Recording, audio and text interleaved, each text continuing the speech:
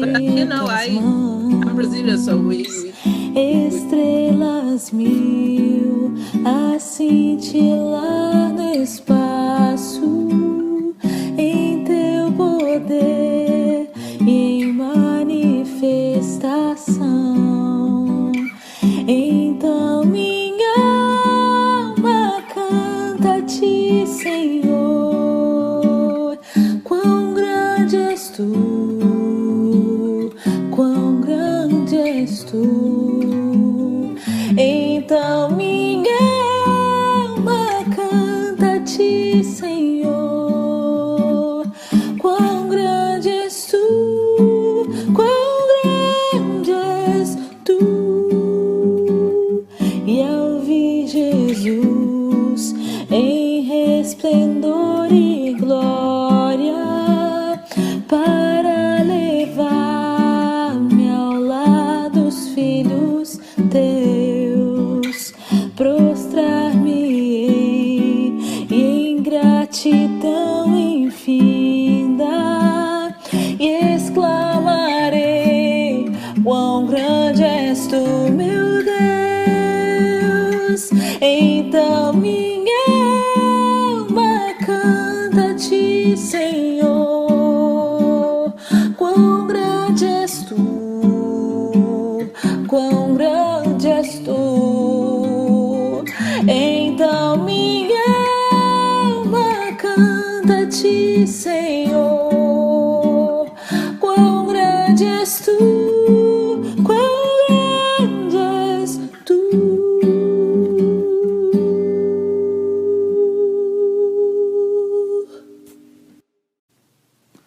Senhor meu Deus, quando eu maravilhado fico a pensar nas obras de tuas mãos, estrelas mil a cintilar no espaço, em teu poder e em manifestação.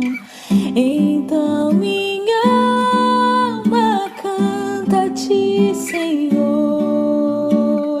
Quão grande és tu, quão grande és tu. Então minha alma canta a ti, Senhor. Quão grande és tu, quão grande és tu.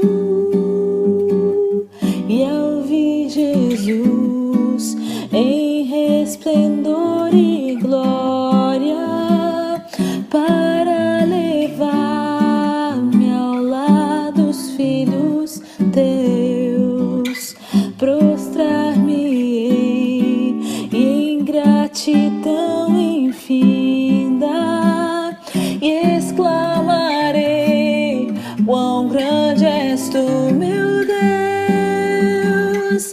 Então minha alma canta a ti, Senhor. Quão grande és tu, quão grande és tu. Então minha alma canta a ti, Senhor. Quão grande és tu, quão grande és tu.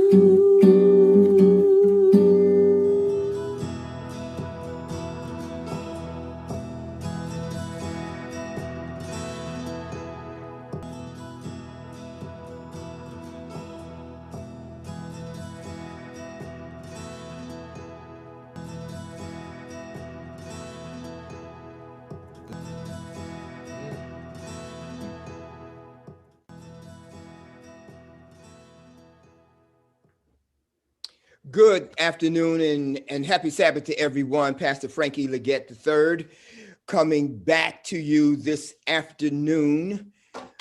We are shining a spotlight on Brazil. We are in the midst of our African Heritage Celebration. We started the month off with a spotlight on African American history in the U.S.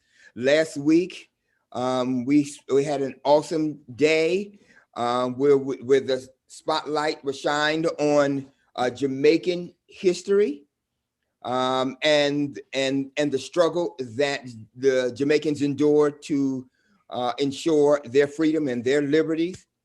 And this morning and this afternoon, we're going to continue on with shining that same spotlight on our brothers and sisters in Brazil. What an awesome service we had this morning. Look, if you missed this morning,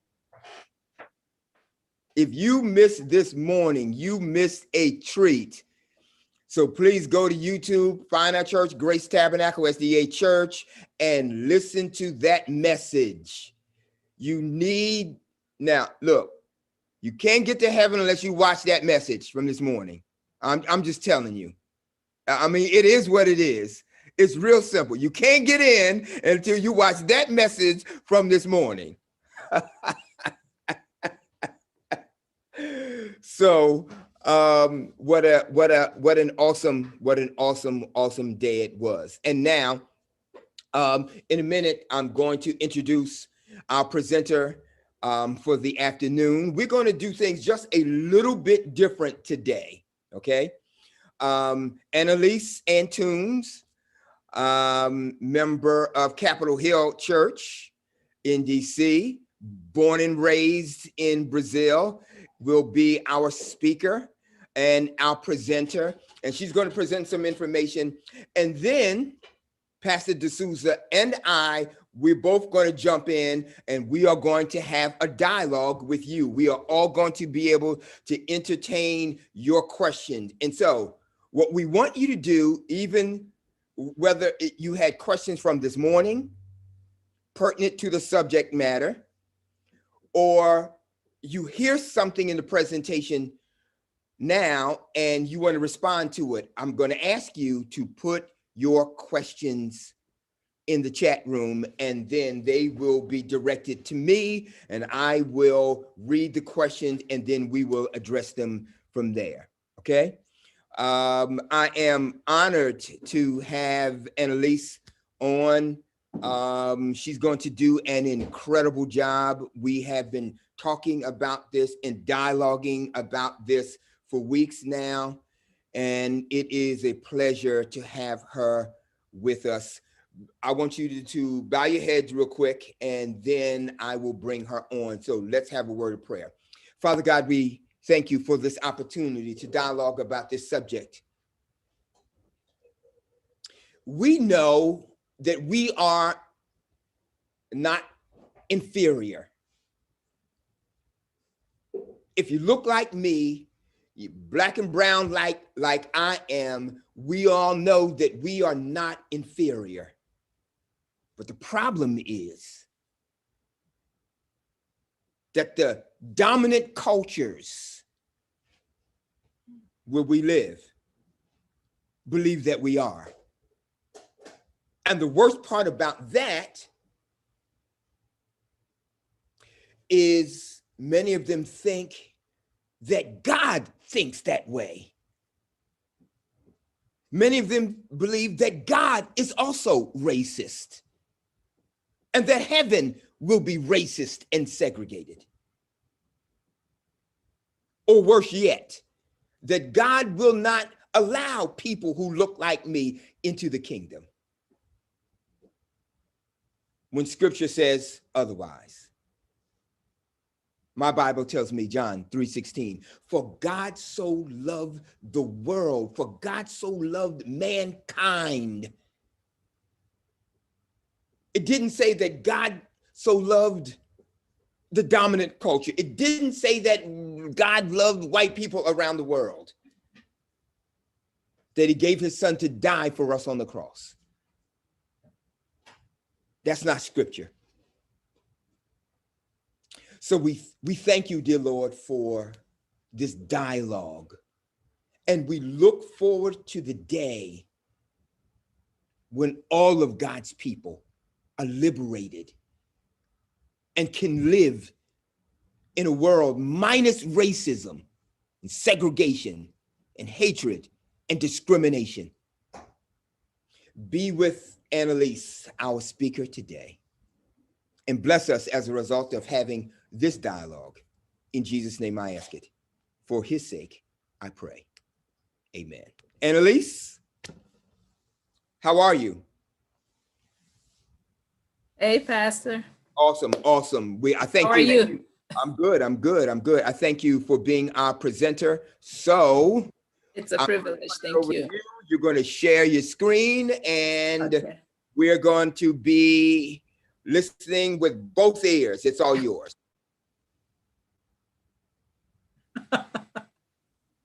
Hopefully I know how to do this. Am I doing right? Share screen. You're going to go share screen? Yes. Share screen. Then find your PowerPoint presentation. Right here. Yep. All right. And the rest of us, we're gonna get off, and so Are we good? here we go. Yes. All right. Well, good afternoon. Good afternoon. It is a privilege for me to be here. And I would like to thanks Pastor Leggett for the invitation. I feel humbled to have this privilege of representing my country, which I love. I have to tell you, after the sermon this morning, I don't know if I should call it my country. So we learned so much about how we are in this foreign land, and we really don't know where to go back, right? But it's a privilege for me to be here. And I am a member of the Great Capitol Hill Church in Washington, D.C. And both of our pastors send you our greetings, Pastor Emil Pillar, Dr. Emil Pillar, and our assistant pastor, Elijah Stanley. And Capitol Hill Church is an amazing church. It sits on a hill, a Capitol Hill, around 8 blocks behind the Supreme Court. And when we are out of this locked out, and if you guys would like to come and visit us, we will give you spiritual food in the morning. We'll give you food in the afternoon. You can, after service, go down the mall and visit the Museum of the Bible, go to the Botanic Garden. And on Sunday, you guys can visit one of my favorite museums in DC, which is the Museum of African American Heritage, right? And if you guys didn't have a chance to visit, I really recommend you guys to stop by there. It's an amazing museum. It has 3 stories down and 4 stories up. The interesting fact is that the 3 stories down in the basement, the first floor in the basement coming up, it's where our story begins. And one of the important things when I visit the museum for the first time, I noticed that our story, it doesn't begin with slavery, right? We were amazing people before slavery times, before they stole us from Africa. We had a past. We were taking care of business within our country. We were farmers, we were warriors, we were scientists studying the skies. We were traveling, right? We were travelers, we were explorers in Africa. We were amazing people, intelligent people. And we were very docile, right? That we believe that one of the reasons that they were able to take us out of our country and kind of redoctrinated us. So that's a really important factor that it makes me think about the people that we were before slavery and what could have happened if our story was not interrupted by this atrocity. that happened so long ago, and we still have a lot of repercussions because of it. And I'm grateful for Pastor Leggett, because this vision, he mentioned this morning, I would just like to repeat it. This vision of visiting different countries, different nations that suffer from slavery. And next week, you guys are going to have South Africa didn't suffer from slavery, but it has another story with apartheid and all those things. It's important to enrich us. We understand what our brothers and sisters went through, and we can analyze and have empathy. And like Martin Luther King says, if one nation is not okay, nobody is okay, right? So it's not like we are trying to reach nirvana in the US, but then you have Brazil, you have Jamaica, you have other countries that are still fighting and suffering. And I can't, I'm not that good with my Bible. I wish I was, but I know there's a passage in Israel when some of the tribes are fighting and they finish the fight and they come back to home. But there is still one tribe that's still fighting, is still out there in the fields fighting. And one of our leaders says, until all of our brothers are home, we will not have peace. We have to go and help them out with their fight. So that's how I see the struggle with our people and everything that we are going through. And I would like to tell you, I would like to just go with you back in time when they stole us from our land, why they stole us from our land, and what happened. So we're going to visit now the beginning. And I want to show you, let's go back. Let's talk about the country of Brazil. And we talk a little bit about this morning with the highlights. But Brazil is this large, immense country in South America. And we are well known for our soccer team, right? So that's first thing that people tell me when they know I'm from Brazil. They say, oh, soccer. I say, like, no, football, the real football. So we were well known for that. We are a nation, we are people that we love sports. We have other sports besides soccer that we really enjoy, but we are this big country. One thing that I like to point is that Brazil is the fifth largest country in the world. We are this massive country in South America. We border with almost all countries in South America, so we have many, many neighbors. And we are the only country that speaks Portuguese. We're going to understand and learn why we speak Portuguese over there. So the majority part of our land, if you see the map on the right, it's forest. We are known for our Amazon forest. We have some tropical forest that goes down the coast of the Atlantic Ocean. And we have the Pantanal, what we have the famous snakes that sometimes they portrayed in movies. It's in the Pantanal. It's more like on the central, close to Paraguay, on that area. I'm from the south. So if you see that cone close to Uruguay, right on the south, on that dot, on the parallel 30, we have songs about parallel 30 because that's my town, Porto Alegre. And it's a beautiful place, and it's a very touristic place in Brazil because it's our region, my region, it's the only region that we have the 4 seasons. So we have winter, and Brazil is a tropical country. So people from the north, the northeast, and the central, which is 100 degrees year round, when it's winter, they like to go down south to see to feel the cold and sometimes see some flurries, what they call snow. But after I moved here, I understood that that was not snow, that was really flurries.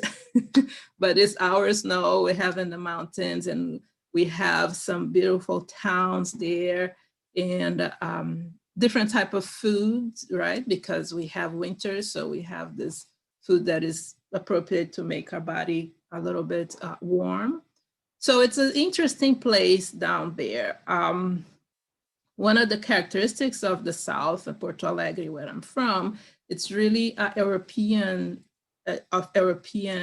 colonization. They colonized, the Italians and Germans were the one that went down there. The government gave them land after slavery, because they don't want to give us land when slavery was over. They decided to give to the Italians and the Germans land in the South so they could produce wine and some other things that is appropriate for the climate. And so growing up over there, it was a little bit difficult, but I don't want to get ahead of myself. I just want to show it to you, just give a glimpse of Brazil and the regions and the climate over there. It's another place that it's well known. Besides the fact that we like soccer, we have Rio, which we have the statue of Christ. We call Christ the Redeemer. I'm going to show you pictures right on the, I think to the end of the presentation, there is a picture of Rio and Christ the Redeemer. And so I'm not a world traveler, but I have friends that are musicians, they are world travelers, and they all tell me the same thing. There is no place more beautiful than Rio. And it's an amazing place. You have a tropical forest inside the city, which is something interesting. And then you have a massive city. Then you have the sea and you have the bay, and it's really impressive and it's beautiful. It's one of our pride because of the beauty, and also it's a very touristic place. People from Brazil and people from Rio are really happy, and we like to make friends. So when you go there, you always come home with friends, because we'll talk to you on the beach, we'll talk to you when you are walking around, we notice you're a tourist, we start a conversation, and maybe we invite you over for dinner. We do that all the time. So that's how we are. We are friendly. We love people. We love to have conversation and ask about things.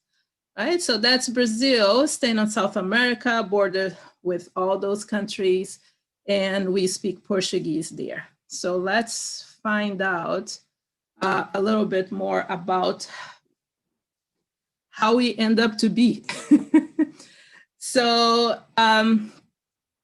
what happened with the South America and the Portuguese and the Spaniards, they were exploring, right? It was a big time of trying to figure out places in the world where they could expand, because Portugal and Spain, they are very small countries. So they are trying to expand, trying to do something with agriculture and try to find gold and diamonds. And well, at that time, around 1415, they asked permission to the Catholic Church, which was the Pope that ruled Europe. So they have to ask permission to navigate and go places. But they, and I know you heard the story before, because it's a very similar story with how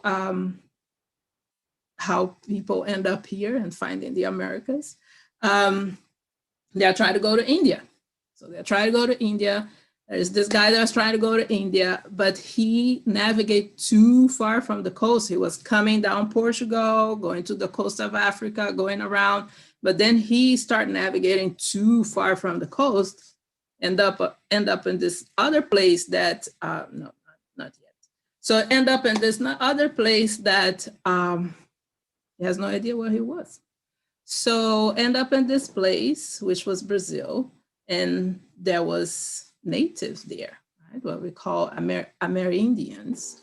There are many of them there. The Amerindians were friendly with them. They were happy that they were there, but needless, they knew that they were explorers. So when Pedro Alvarez Cabral, the guy that arrived there, they always go with fleets. There was never one boat, so there was several boats. And he arrived, got happy that he arrived there. This place is awesome. The people are amazing. Send back one boat to tell the news that they arrive in this place and they have gold, they have, a lot of place to explore. It looks like a good idea. So Portugal arrived first. There are some Spaniards in the boat and they say, let's take over this place and colonize, the colonization. The story how things started in Brazil was very similar how they started around here. They were trying to make the natives, the Indians, they were trying to enslave them, make them work for them. And, but the Indians was not really up to. And another fact also was that the natives, they have sensitive health, which maybe was not sensitive health, but because of the environment, right? So Brazil was a big forest, everything was pure. So the Europeans came in, they start bringing diseases, and then people start getting sick and start getting mad because now you have a different way of life. The Portuguese, they try for a long time. The history says that around 30 years, but we believe it was less than that they were trying to enslave the natives. And they were not successful. Things were not going according to what they were trying to do. So that's when they had the permission to go to Africa and try to do what they were trying to do in Brazil, try to explore Africa, right? They were trying to take out gold and trying to explore things in Africa to bring to Europe, which they actually did. There was, and Pastor Lemuel can help me with that later. I believe we have around 6 countries in Africa that speak Portuguese. And also, they colonized those countries. And we know when they colonize, they are not just coming to bring good news, they are coming to explore and take things out. Moving forward, slavery started. So they have this bright idea to pick up these people from Africa because the Catholic Church thought that they were not safe, right? So they are savages and we're gonna bring Jesus to them, but they are good for work. We need to start this place, get this place going. Let's bring these people there. So they were authorized to bring some people to Brazil, some of us to Brazil. In the beginning, it was one route that they have from West Africa. And if I'm not mistaken, the first route was the route of the Mina, which is the route that we have in green. So I believe that was the first one. And in Brazil, there was 3 major ports where they will take us. The first one, of course, it was the ones where they arrive around in Salvador, Recife, around that area. So that was the first route. As the years start passing and things start progressing, because what they were planting in Brazil was, they started with, now it misses my head. So they were planting, in the beginning, it was the sugar cane that they were planting because they want sugar, what's similar to the Caribbean. Sugar was money on that time. And because of the weather in Brazil, things were prospering. So they need more people.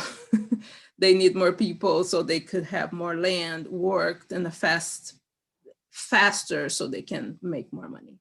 So that's how it started. So the slide on the left is the beginning of the slave trade. So it started with one route, the green one, and then they have 5 routes bringing us from Africa on a constant, like every week, people will arrive. So depending where the route is, like you can see in the map, is the area in Africa, what they will take us out of it, right? And then from that route, from that country, we arrive in different regions in Brazil. Just reminding you from the map we saw before, Brazil is massive. So you can't compare Brazil with the US. We are almost the same size of the US. And of course, we have all this land, but we are not well populated as the US.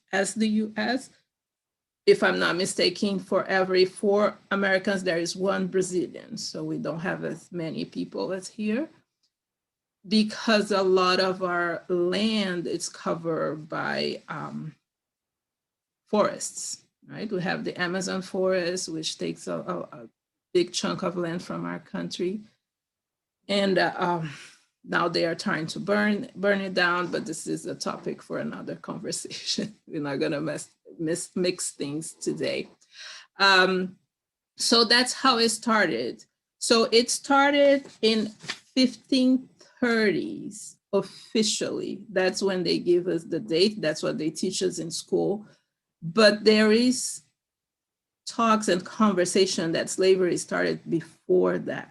But officially slavery in Brazil started 1530s, right? So slavery in the US started the 1630s, right? So we are almost like 100 years. It's in slavery, with slavery in Brazil. They were getting prosperous. Things are going well for Portugal. Portugal it was a monarchy, so they have kings. They were getting rich. They are populating Brazil, so Brazil was their colony. They were teaching Portuguese, which was the language of Portugal. So Portuguese was the language in Brazil. So we all have to learn Portuguese. The native have to learn Portuguese, and things were going very well. And they start reporting back to Europe how they had this idea to bring people that are inferior and need salvation and need the white man to keep them in line so they can have, can be something. And the country is prospering and everything is doing well. So let's expand that. So we can colonize and make things go a little bit faster in other places. So this is another thing they teach us in school, and I saw at the museum, but when I hear, they teach us in school back in Brazil, but here I hear a little bit different. But for what my understanding, what we know is that the first routes out of Africa, the Portuguese has the control, the Portuguese and the Spaniards, they have the control of those routes, of those areas of the sea. So they will take us from Africa, bring us to Brazil. So it was one trip to the US, right? So they will take us from Africa, bring us to Brazil. Because of the trip, it was hard, it was difficult. So that you have some individuals that were not doing so well on that trip. So they will drop some slaves in Brazil, and the ones that are a little bit stronger, that they say, okay, he can make the next leg of the trip. So they will continue and will stop at the Caribbean and drop people there. And then they say, look, okay, they are not doing so well. They need to stay here. But those they are still holding on. So then they will go and end up in the US. So that's how we learn that the first routes to slaves to North America started all with one route. And another thing that some historians mention is that the slavery route to the Caribbean and the US started before it was legally permitted. They have legal permission to do it. So that's why they have to do this whole going around, right? Come to Brazil, go to the Caribbean and go up, because they didn't have a permission to do one trade, one route straight to the Caribbean and to North America yet. So that's some historians, they tell us that. And that went for a long period of time. So the slave trade in Brazil, it started in 1530 officially, and it went until 1830. So that's when the slave trade officially started and ended in Brazil. After the 1830s, it was against the law to bring slaves to Brazil, but slavery was still going on there. Our slavery was abolished in 1888, May 13. So from around 50 years, we have different laws that happened. We have the first law of the elderly. So people above 65, they could not be slaves anymore. Then a couple, like 15 years later, they have the laws of people that will be born. They will be born free. But if you were a slave, you continued the slavery.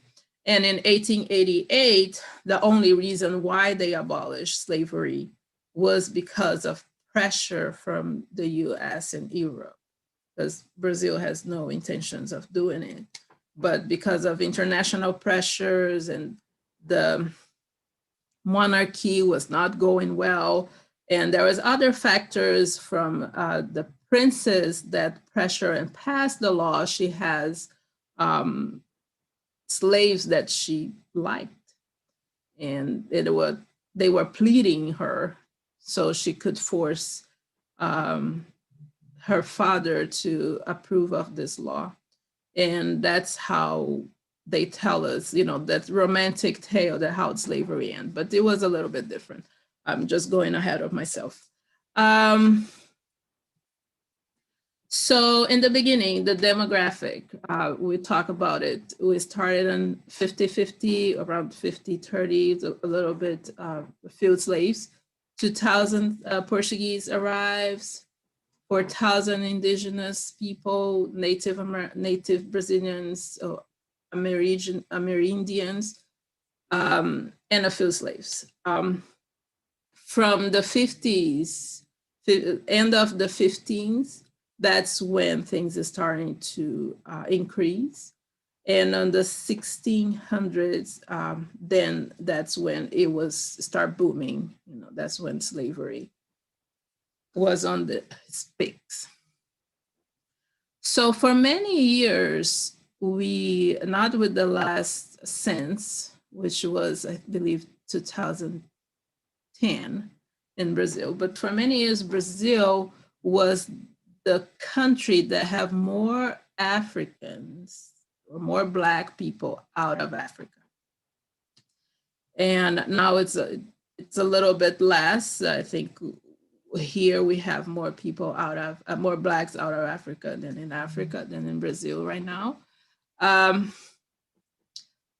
If you can see, I hope it's large enough so you can see the number of people there are taken out of Africa. They were just, they depleted the continent, right? So the estimative is that by the end of slavery, 8 million people came out of Africa and then out in Brazil, and 4 million to Central America and North America.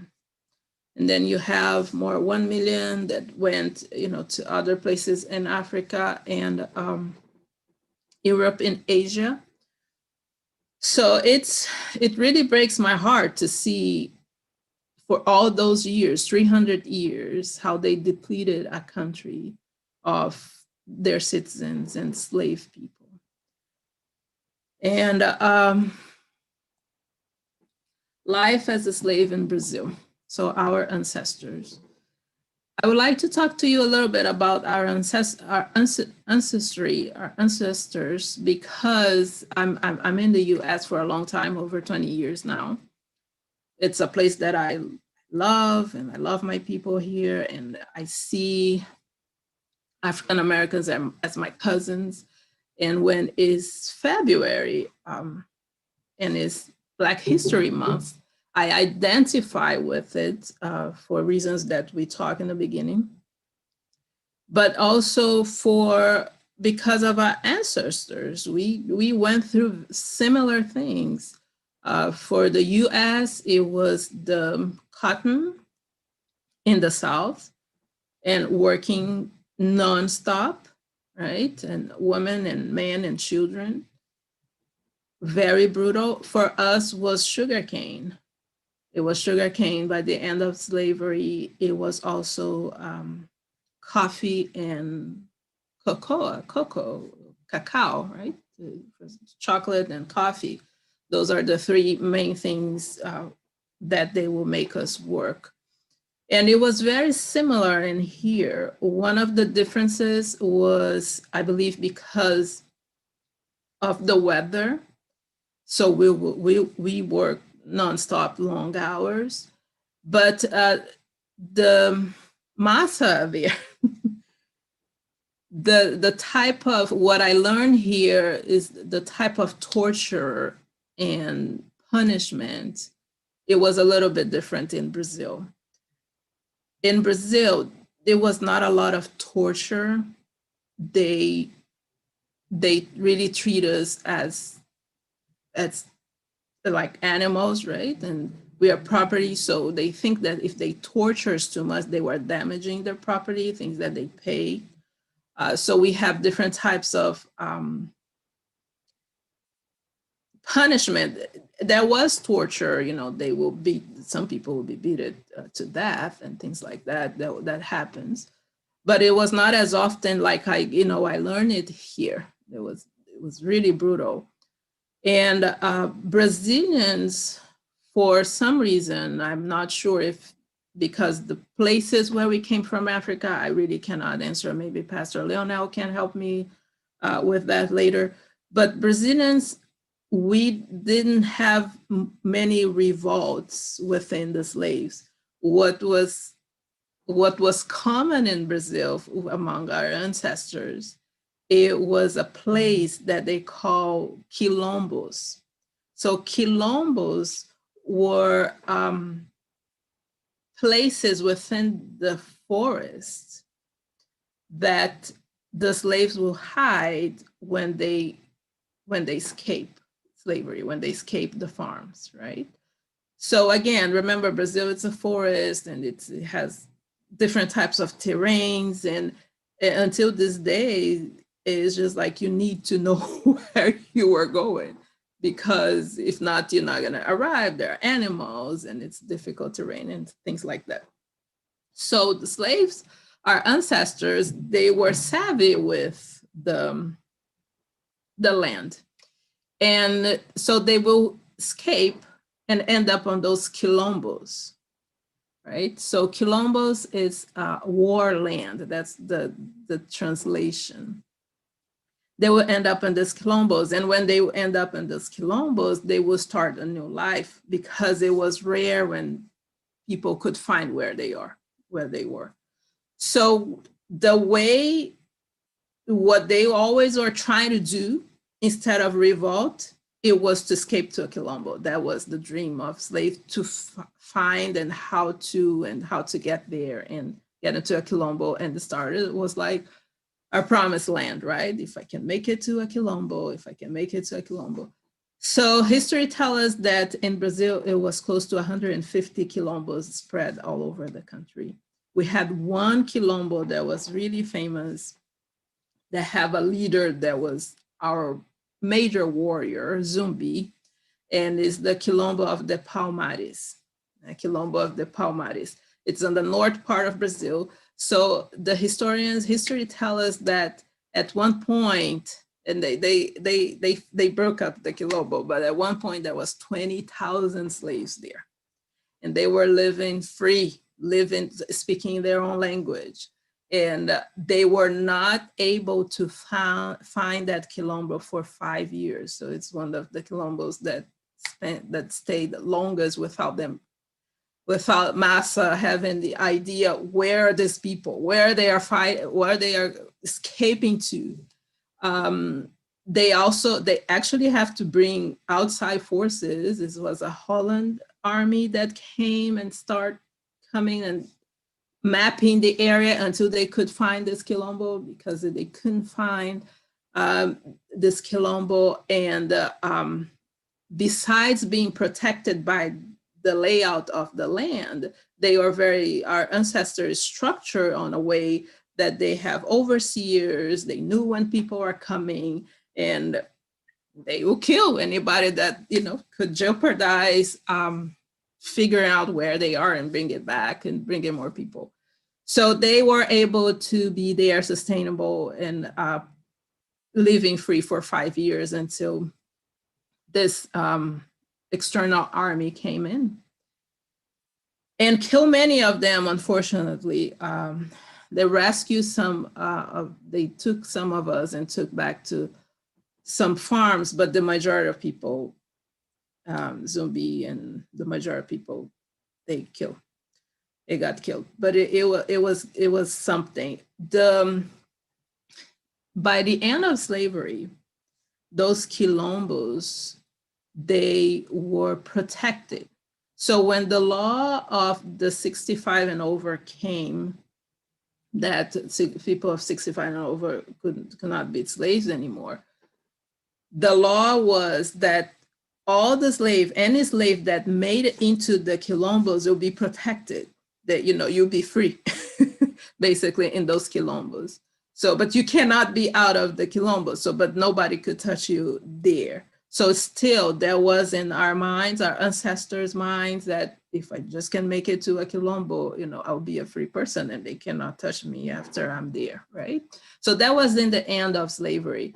When slavery was over, those Quilombos, they have massive land.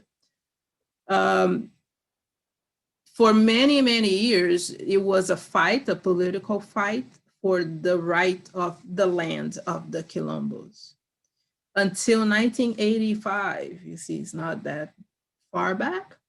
1985, the government says that all the Quilombolas, we call Quilombos land, belongs to the people that were there since that time.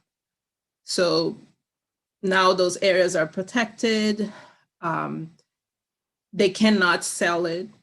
It's my brother and my sister-in-law went to visit one a couple of years ago, and they have so wonderful, amazing reports, because what happened is, remember I told you, they were in the Quilombos, they were in those different terrains, specific places where they could hide. So this Quilombo they went to visit, they have many waterfalls, and it's hard for you to get in. You cannot, it's just on foot. They don't allow them to this day cars to get there because they don't want to disrupt the place. So they're normally places that are very beautiful. And now the way they are sustaining those places is with tourism, right? Because it's always on a beautiful place. So that's what a little bit of the life as slave in Brazil. I'm not seeing the chat, so I'm not sure if there are questions.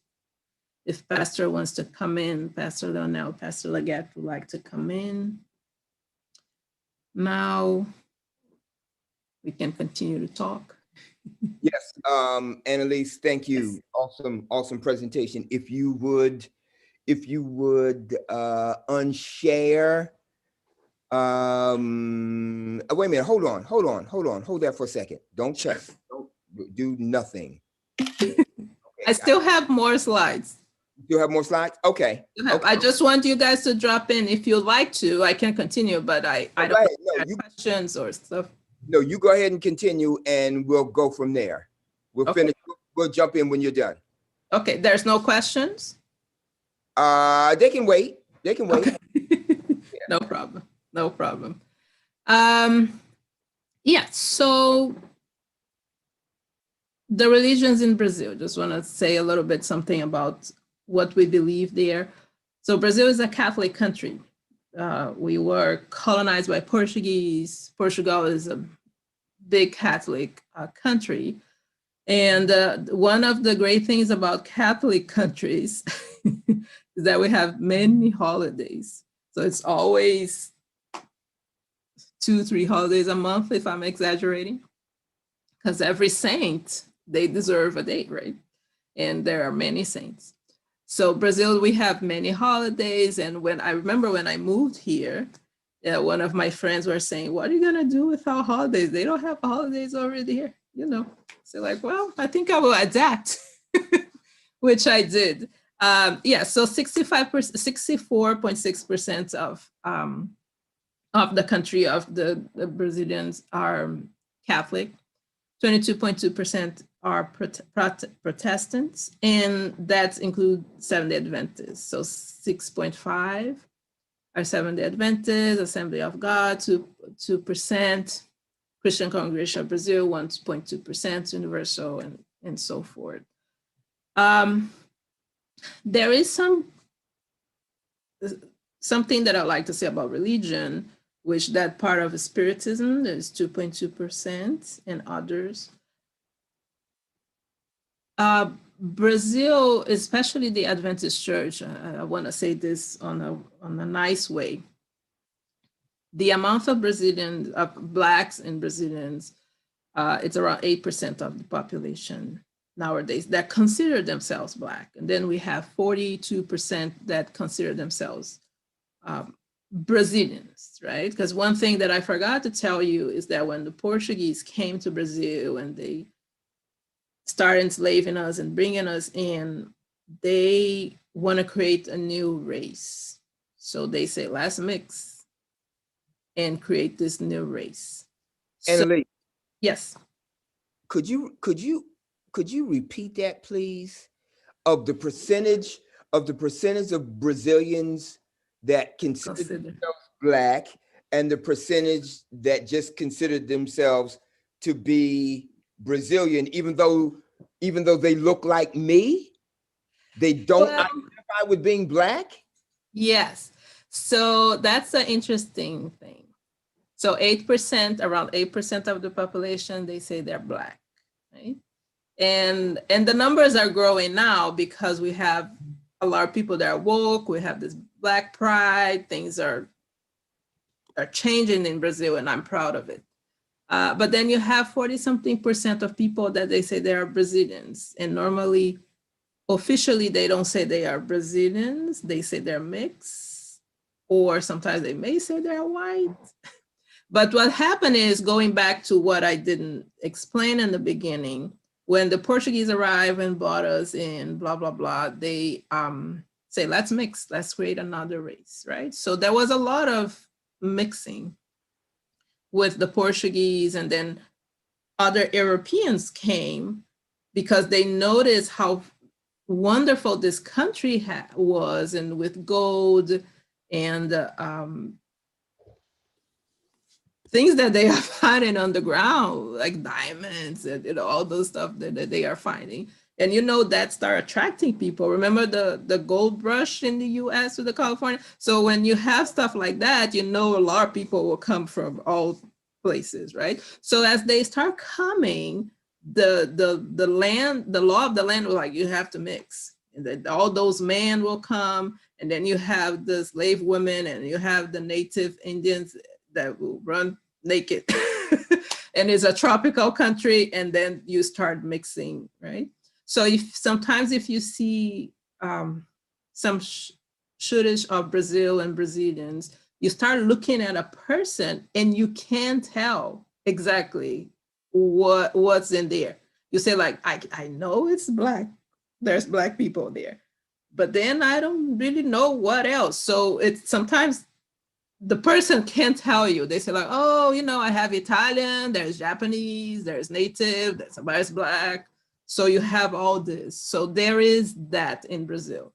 They were trying to create this new race and start mixing. But then you have places in Brazil like Salvador, Bahia, which the culture just is beautiful. The culture just survive. You go there, it's like you stop in time, right? It's our Black people. You see dark skin. You see the music, the culture, the food. It's really, sometimes I tell people, it kind of compares with New Orleans. New Orleans, you go to any place in the US, but then you go to New Orleans and say like, what is this place? It's like you are getting into a different place.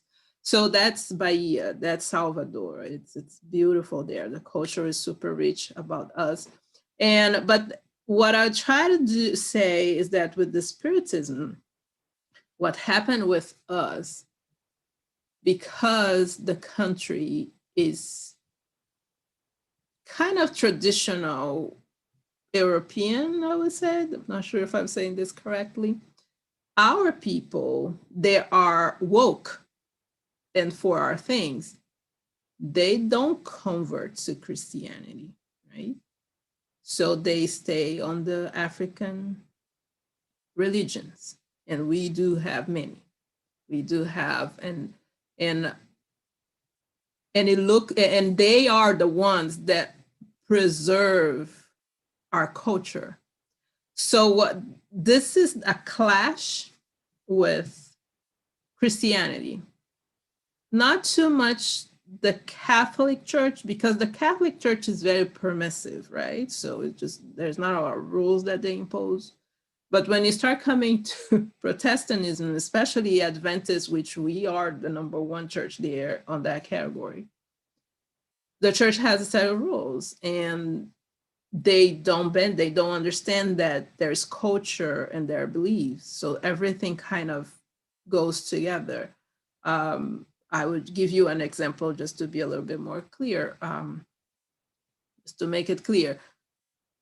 People that are from any African religion that use dreads, right?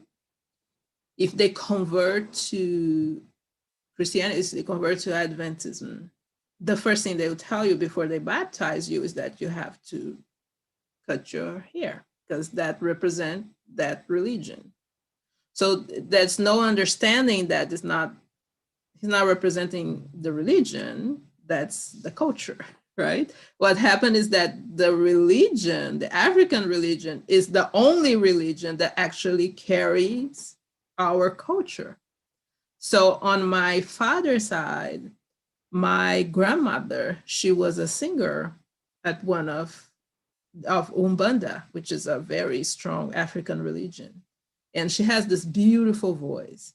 And when she has the calling songs, right? And I will love when she sings those. It was just cooking, she would do the calling songs, what here we call Negro spirituals. But over there, with the Umbanda, is the calling songs there, invoking the spirit, right? So when she sang those songs, something happened with me. And I remember saying that to my mom, and my mom said, you can't go over there. That's the spirit. And we are Adventists. We can't have this thing going on. We can't mix that. So, I really believe that we cannot mix the spirits. But now I understand what I was feeling. It was an identity. I was identifying myself with the language, with the form of singing, because at Adventist church, it was all European, has nothing to do with me. I was praising God, I was feeling the Holy Spirit. But when I was over there, it was something that I couldn't put in words. And now I know what it was. It was my culture. It was not really my religion, right? That's what I was feeling, my identity. I could see that, I could feel that with the way that she conduct herself, how she sings, and how she takes care of that religion that was the only one that was carried from Africa, that they preserved in slavery time, and that was part of her life, right? So I could see myself that which I couldn't understand. So what happened in Brazil, and Pastor Souza spoke a little bit this morning, we're going to talk on the roundtable later, is that we are having a problem evangelizing our people there because there is no understanding of the culture and the religion, right? So, and that's something that I'm not sure how we're gonna cross that because the other part needs to be woke.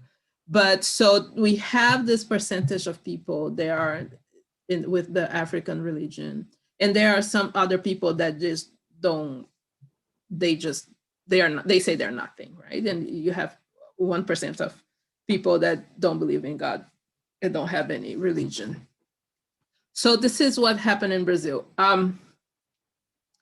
With the Catholic Church, there is one festival that I'm sure you all heard about it, which is Carnival, which was supposed to happen this week. It's the same time as Mardi Gras, right? So it's some of those rituals that the Catholic Church gave it to people to make people happy, right? So you can have this period that you can do whatever you want. Nobody asks questions. We have a lot of music in Brazil, a lot of sayings that say like, people go out on Friday, they come back on Wednesday, you don't ask where they were, what they were doing. So that's kind of how it goes, right, with the Carnival. And then after Carnival, what you have Lent, right? You have 40 days of purification, 40 days to come back to Jesus, and then it's Easter. So the country goes more or less around that, right? So people do whatever they want, and then they have to come to Jesus. And then another saying we have in Brazil, because our year is different, right? We are under the equator. So now is summer. So January, we start with summer. School starts in March, February, March. Our Adventist school already started a week ago. So public schools is going to start next week or in 2 weeks. So our year goes according to the regular year. The school year runs with the regular year. So the saying we have in Brazil is that the year doesn't start until after the Carnival, because you have New Year's, a lot of things going on, and then people are just thinking about Carnival because nobody can function until Carnival. Then after Carnival, then it's Lent. Then people start getting serious. You go to work. You start taking care of business. Then the year starts. That goes for non-Adventists, right? What I'm trying to say is that with this type of party, it's a big time for also the African religions. So it's a time that they have a lot of rituals they do. And so it's an interesting time culturally to see the clashes of the religions. What happens with our church, because it can be intense, it is very intense Carnival time. Our church, we have retreats. So we go out, go to the mountains, close the church, everybody's out. So it's a time to do retreats and camp meetings. That's when we do stuff like that. We go out because it can be intense. A lot of drinking, a lot of partying, and it's wild. But after that, everybody's normal again, and we're back to business. So that happens a lot in Brazil. We have all this ups and downs. So with the Adventist church, I believe because it's so wild, we have this wild part, the Adventist church go to the other extreme, right? So you have to dress a certain way, you have to do the certain things. And right now, drums and clapping of the hands, you see that in school churches. right? They are a little bit more moderns. But if you go to regular churches, rural churches, that's the devil's music. So, so then it's kind of, it doesn't make a lot of sense, but I believe it also is the way the church to survive, the way of the land, right? But then it's hurting how we evangelize our people, because there is no direct evangelism to our people, right? So let's see where we are. All right, so there is this video. I'll be talking while the video is going on. Just want to talk to you, go back a little bit when I was talking about the quilombos. Remember I was talking about the quilombos? So one of the practices that we brought from Africa was the capoeira. Capoeira came from Angola. It was a practice there. So what they did, they studied cats and some animals, the moves, how they attacked, how they wait, and then they create this. When we were brought to Brazil, they start practicing that in rodas. We call rodas, which is kind of round, like you say that people are around. They are singing or playing or saying things. I'm not going to put the audio here today. And you have 2 or 3 people doing those moves, right? So when Massa see there, they were laughing at us. They said, like, see how they dance? They don't know how to dance. See, it's funny what they're doing. And they never figure out, that they figure out later when it was too late, it was not dance. It was not dance moves. They were training to fight. So that's how we disguise things, right? And what I love about our people is how creative we are with nothing, right? We just produce greatness from zero.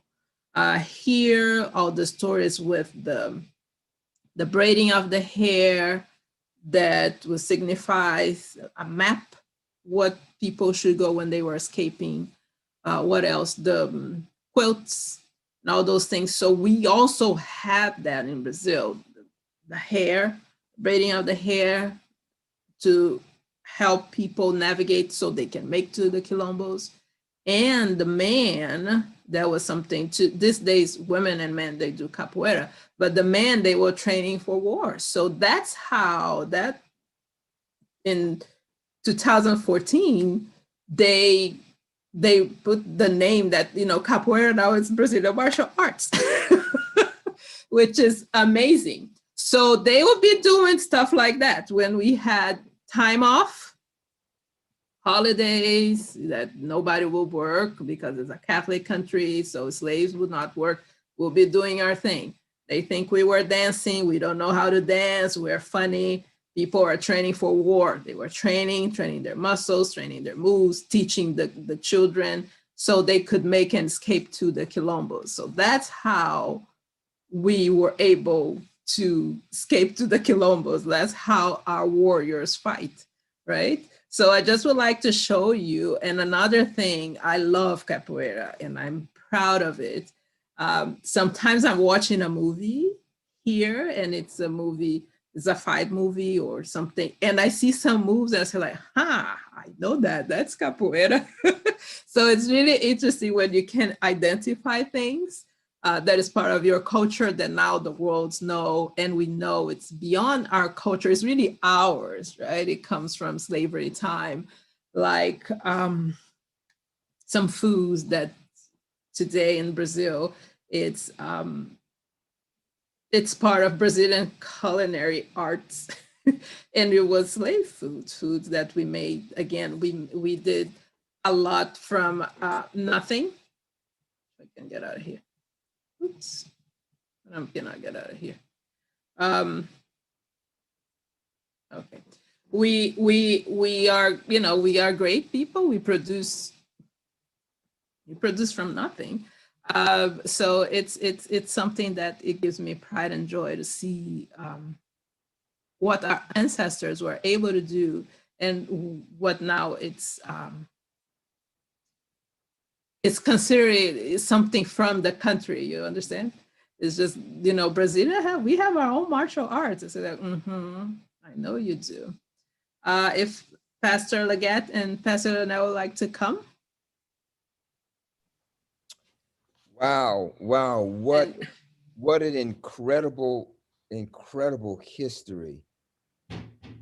Yeah, we're just rushing over because it's, there's a lot of details, but I don't want to keep the saints until sunset.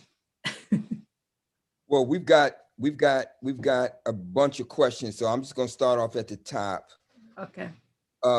Tessa asked, I'm single and I like to travel. So would I be able to travel to Brazil alone as a single Black woman? Yes. Tessa, that's a great question. Actually, it's something that I have written down to talk about it. Brazil is amazing. You're going to love it. If you love to travel, and you really have to do your search, and I can help you and see what type of tourism you're trying to do, right? Because we have forests. So if you want to go to the jungle, we have that for you. If you want to explore architecture, it's incredible what we have there. If you want to go to the beach and relax, we have stuff like that. If you want to snorkeling and go, to islands and things like that, or if you just want to explore the country, the foods and things like that, there's also. So you really have to narrow down to what type of tourism you are trying to do. With that in mind, the best time to go to Brazil as a single woman or even as a couple, that if you go by yourself, I will tell you, go with a group, right? Find an agency and go with a group. If you want to go by yourself, the best time to go is when we have events. We always have sport events. There's always something going on. When there's events, the crime is super low, almost zero. So it makes us think that the bad people get in accordant with the government because there's nothing happening when there's events, right? So just find out if there's an event coming. We always have Pan American Games and things like that. So find an event and then it's safe for you to go by yourself. If you are going off those times, I will tell you, go with the group, the agency, because that's safer. Or, which normally I tell, like I told you in the beginning, we are very friendly. You can get in contact with churches, right? If you are going to Salvador, you get in contact with the church at Salvador. What do you recommend? They always can tell, we have somebody at church that is a guide. We have this person, they can always, it's always good to have contact if you are going by yourself. It just popped into my head, Analise. Now that we are making these connections with you, Pastor Leo, you've got a bunch of Brazilians who are watching us this morning and right now, whether they're from here or in Brazil. You know what I'd like to do? I'd like to sponsor a trip from networking. And we all we go to Brazil together. Yay. Can we make that happen? Oh yeah, we can make it happen as soon as we're out of this lockdown. Sure, as soon as we get out of this pandemic, of course. Yeah. But because everybody's gonna be desperate to go someplace. No, yeah, because I'm suffering from cabin fever right now. Me too. Yeah. So we can make it. Pastor Leo, can we make that happen? Absolutely. Good. Just come by. Church and light it up. Yeah, we'll come by. We'll bring a bunch of folk to your church and have you and worship with you and your church. And then and then we can make all the other folk nervous because they think they're not safe. Exactly. I'm now looking forward for that moment. Yes, sir. Let's make that happen. Let's work on it. You know, Pastor Leo, where he's pastoring Sao Paulo is the largest city in South America. So it's, Oh, yeah, in all of South America. you can compare it to New York. I think it's the third largest city in the world, right, Pastor? Yeah, that's it. So it's amazing. You have the New York feeling when you're there. Wow. Restaurants and you know, like theater and all those things. And so Sao Paulo, it's amazing. And then right not too far from Sao Paulo, which is what, an hour flight, probably 3 hours driving, you have Rio, you know, so you can have both amazing cities you can visit. It's not too far from each other. Because again, it's a massive country. You can't cover everything. Okay. Here's the next question. Kashawn asked, what are some similarities between the US and Brazil? What, people or the place? Place talking about place. I don't know. Kashawn, you might want to clarify and quantify your question or clarify your question. But were you referring to the two countries? What are the similarities between the two countries? Or were you referencing what are the similarities between The people. two people in the countries itself? I'm not sure. We're not sure. Any way that you want to interpret it. Our culture is very different, though. I can tell you, it's night and day. The way we are, especially because I think our geography, right? So people from tropical countries tend to be a little bit different, and the way we were colonized, I would say, as well. You know, we kind of have a different identity. Physically, we were very similar. So I remember I had this conversation with Pastor Leggett that some Americans that want to go to Brazil, they talk to me, you know, they want tips and stuff like that. So I told them when they came back, was a big group, they invited me for dinner and they were all together and they were ecstatic. They said, oh my goodness, I see, you know, this Black person walking in the street. He walks like my uncle. I could see this other person looks like a cousin of mine. And, you know, I felt like I was going to a family reunion. There's so many people that look like me. And so we have those type of similarities, but our cultures, it's night and it's very different. It's very different. We are a little bit more outdoor, right? So, and again, I think it has to do with the climate and the geography. You know, we are a tropical country, so Brazilians are not really indoor people. So when we have nice houses, normally the nice houses in Brazil has this amazing yard because that's where we hang. So we don't like really to stay in. You see all people always outside, it's bubbling. Even in the countryside, people are out, right? So we have these things. We talk a lot. We ask too many questions. We get into people's business, like, you know, why you put some weight? What's going on? And we never saw that person. Like we saw them twice. You know, and then we expect them to respond it to us. You know, what's happening, right? So we are like that. We are a little bit, you know, we are a little bit like that. Which when I came here, I love it because I said, you know, nobody's say anything to you. They don't ask you questions. You sit there, you're quiet, you're there quiet. If in Brazil, if you sit there quiet and say like, what's wrong with you? Why are you so quiet over there? Come over here.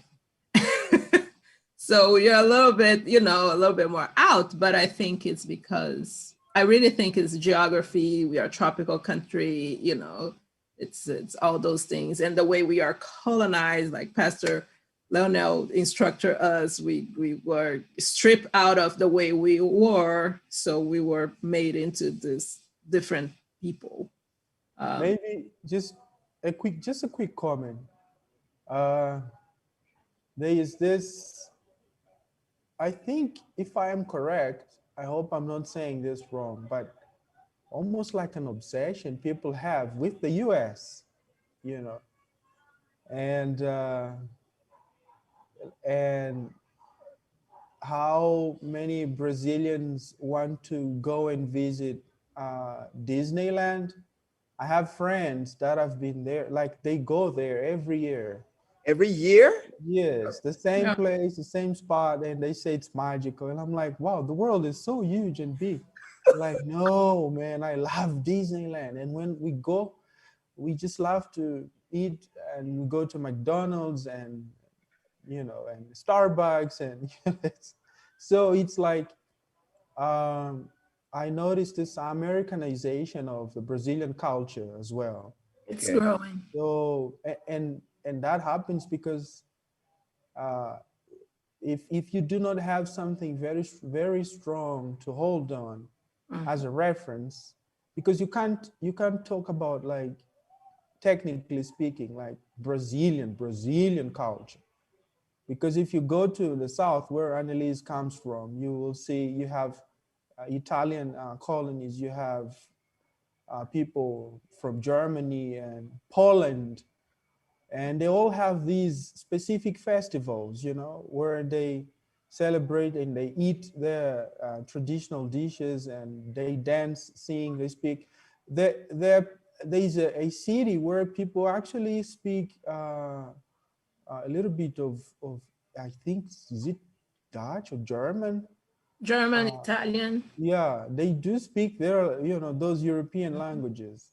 And one day I was just wondering, wow, why isn't there like an African colony as well?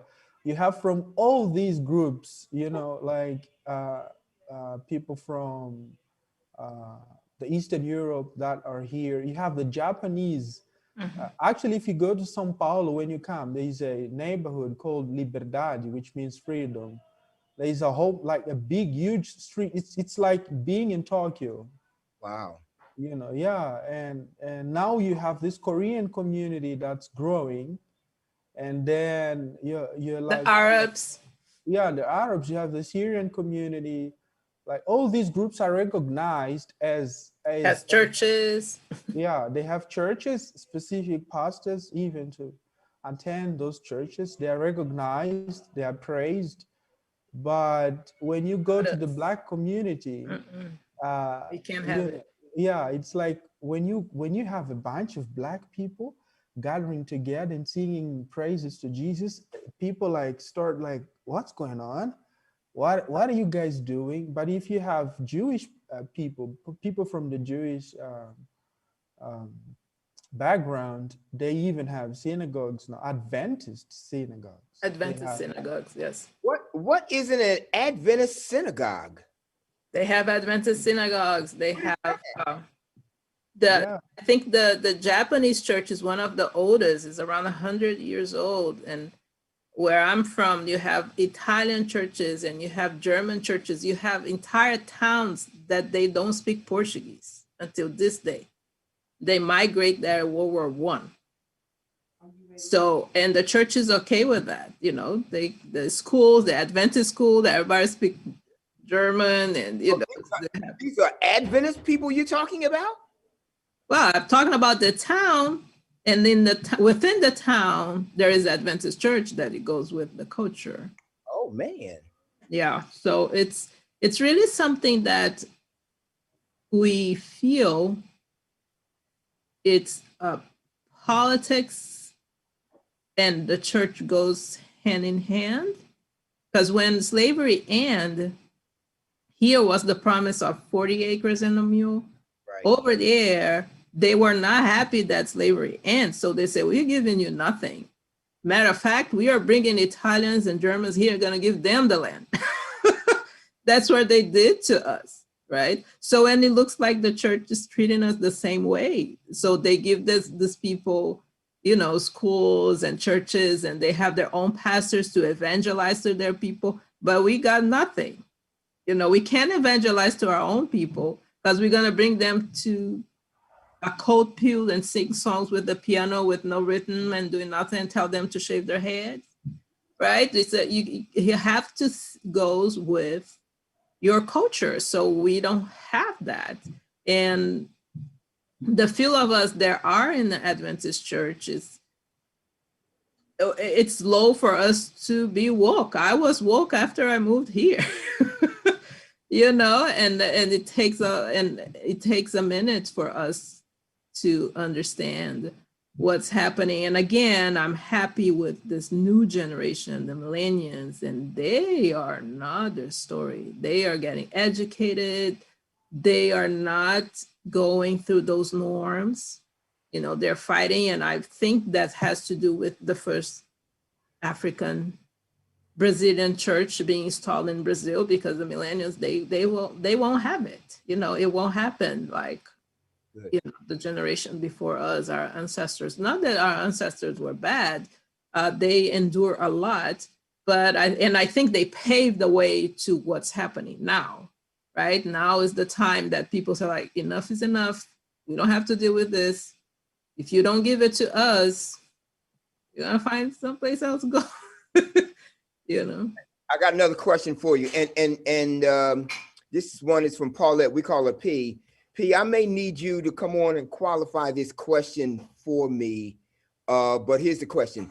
What is the reason for you saying soccer and not football as the main sport in light of the message? I think the question is this about our identity? I'm not quite sure who she was referring to in the hour. Is this a part of the Brazilian identity? Or so P, can you come on? Can you come on and bring some clarity to the question? I think I understand the question. I think I do. So for what I understand, when they create soccer in England, the name was football. Right. Right? It was football. So American has it creates this football, Right. which is not the kicking. Right. Football. So in order to distinguish, it call our football soccer. But the whole world called football soccer is football. Yes. Yes. The whole world is just in US that is soccer, but it's something that the US changed it. So right. Sometimes I play with people. It's just something that I follow as a joke. I say the real football, Right.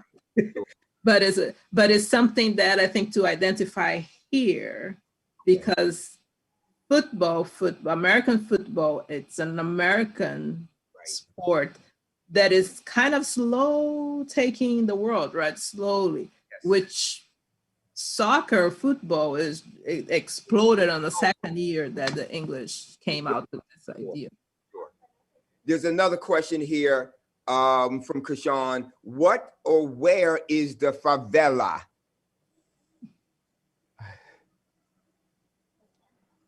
You want to talk, Pastor? No, I talk a lot. Yeah, well, Kashawn, you will find them like in São Paulo. Everywhere you go. So what is it? What is the favela? It's a slum. Oh. Yeah, it's just I didn't want to say that word. It's what explain it was. But it's because when you translate it, you just lose the real and the full meaning of what a favela is, because a favela is a social movement as well. It's an outcry. That's true. It's a rebellion, because like people were saying, we don't have access to land, we don't have access to good jobs. If we have to travel for 3 or 4 hours across the city and spend 8 hours traveling. So we're just going to use counterculture. Yeah, it's counterculture. So people use that space and they build houses one on top of the other. And usually it's more like a statement. So that's what a favela is. And it's a pity that like most people don't really understand what happens inside a favela. I've had the privilege of working in one of these communities, and you will find smart, brilliant people Brilliant people. who will never get a chance to shine and use their talents to probably improve other people's lives. But you find kids that are so gifted, and yet all they will ever know is just a favela running away from the police, and then probably see mom becoming an alcoholic, or dad getting arrested or something like that, and then that's it. Then grandma takes charge and raises the kids. It's just, yeah, it's awful. It's very sad. And Another thing about the favelas is that when I was talking about how the end of slavery, they gave us nothing. We were in the street with nothing. That's what they gave us, actually. You know, they gave yeah, us places that was, nobody wants to build houses there. So they said, this is where you can go. Right. So that's how the favela started. They put us there, and no education, no jobs. Then, it was a place where the crime started, right? So that on that time. So what Pastor Leonel was saying is a little bit more of this era, right? So the people it's really culture. The best artists in Brazil, you're gonna find from there for any genre. It's and the famous football players you guys know, exactly they came from the favelas. Mhm. Ronaldo and all these guys, even Playing bare feet, so and it's amazing. And again, going back to what we talk here in the US, they take it from us, and we continue to produce greatness, Right. right? Because what you see in the favelas, you say like, how come you can, and that you see that was God that gave us this. We are great people. We are amazing people. We were strong. Another thing about the passage is that we are the stronger ones. We are the one that survived. We are here. And the one that survived the whole slavery, we are here. So it should tell them something. You can really try to put us a place because we survived a lot. So that means something. God has a plan for us. We are here. We're going to where? Here's another question. George asks, do Brazilians identify more with Europeans or Africans? Analise, that's a tough one for you. For me? I have an answer, but Yeah, you are the born and raised Brazilian, so Europeans. Yeah. yeah. Brazil is an extremely racist place. Extremely racist. Sometimes here, just a comparison, so we're clear, right? And here, sometimes when I see people, oh, that's so racist, and I look and I say, you don't know what racism is really. It's, of course, we know what we know, right? That this is where we live. I live in different countries, so I can compare and say, like, yeah, it's a little bit different. Just one example. I had a great, I would say, curriculum. I work as a nurse in different places, and it always will win awards, Nurse of the Year and stuff like that. So at one point, I was feeling myself, and I said, I can work whatever I want because I accomplished this, I accomplished that, and I did this. So now I'm going to start choosing, because that's what my peers, the other colleagues, they were doing, right? So I'm going to start choosing where I want to work because I want to make this X money, right? So I pick up one of the best hospital in my town and send out my resume. So mind you that on that time we sent by mail, right? There was no, I'm old. So we sent by mail. Was this here in the U.S.? No, back home, like Okay. in the South, Got right? you. In the South. So it's important for you to understand the South. So send it by mail. And when it arrived there, they called me right away. They said like, "Oh, we love your resume. We want you to come.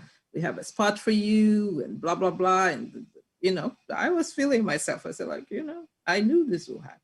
So another thing that I had besides the resume, it's my name. So my name is German, right? So Analise is German. And it's Anna, really. It's Annie. It's from the same root, right?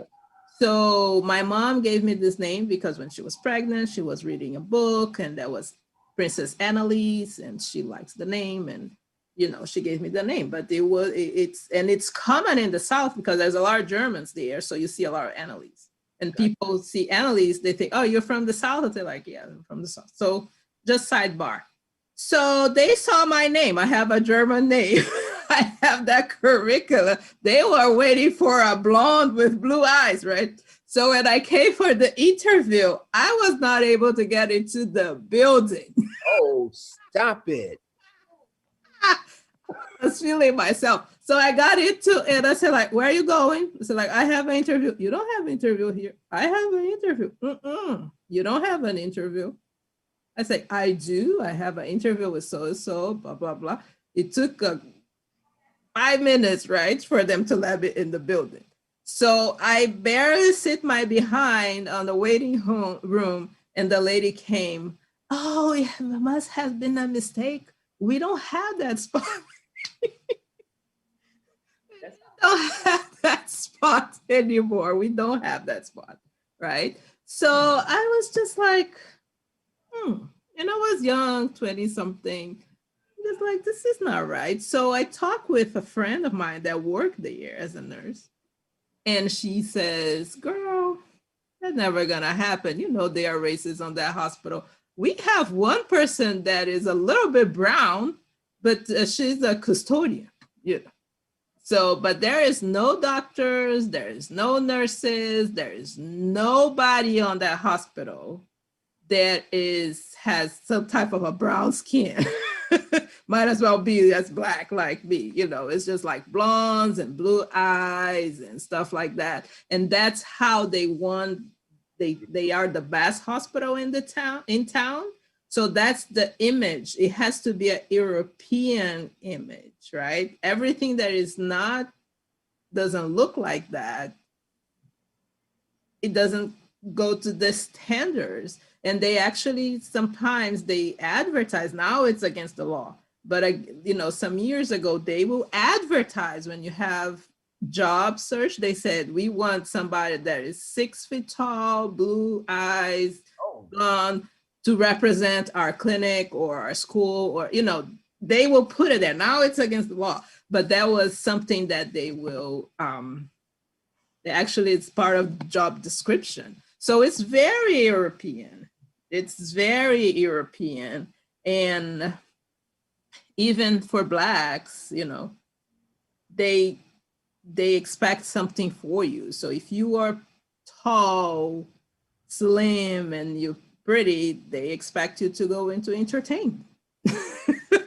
So, they never expect you to become a lawyer, a teacher. They say, "Oh, you should be, working." They kind of tell you where you should go, right? You look different. They stereotype you. Exactly. So it's very European, but I should say this again. I'm really proud of this generation that's coming, that is changing things. They are embracing, people are woke, they are embracing the race. People, as Pastor Noah, visiting Africa a lot, going to South Africa and, talking to people, reading books. They are translating books in Portuguese, African books from authors and thinkers and historians.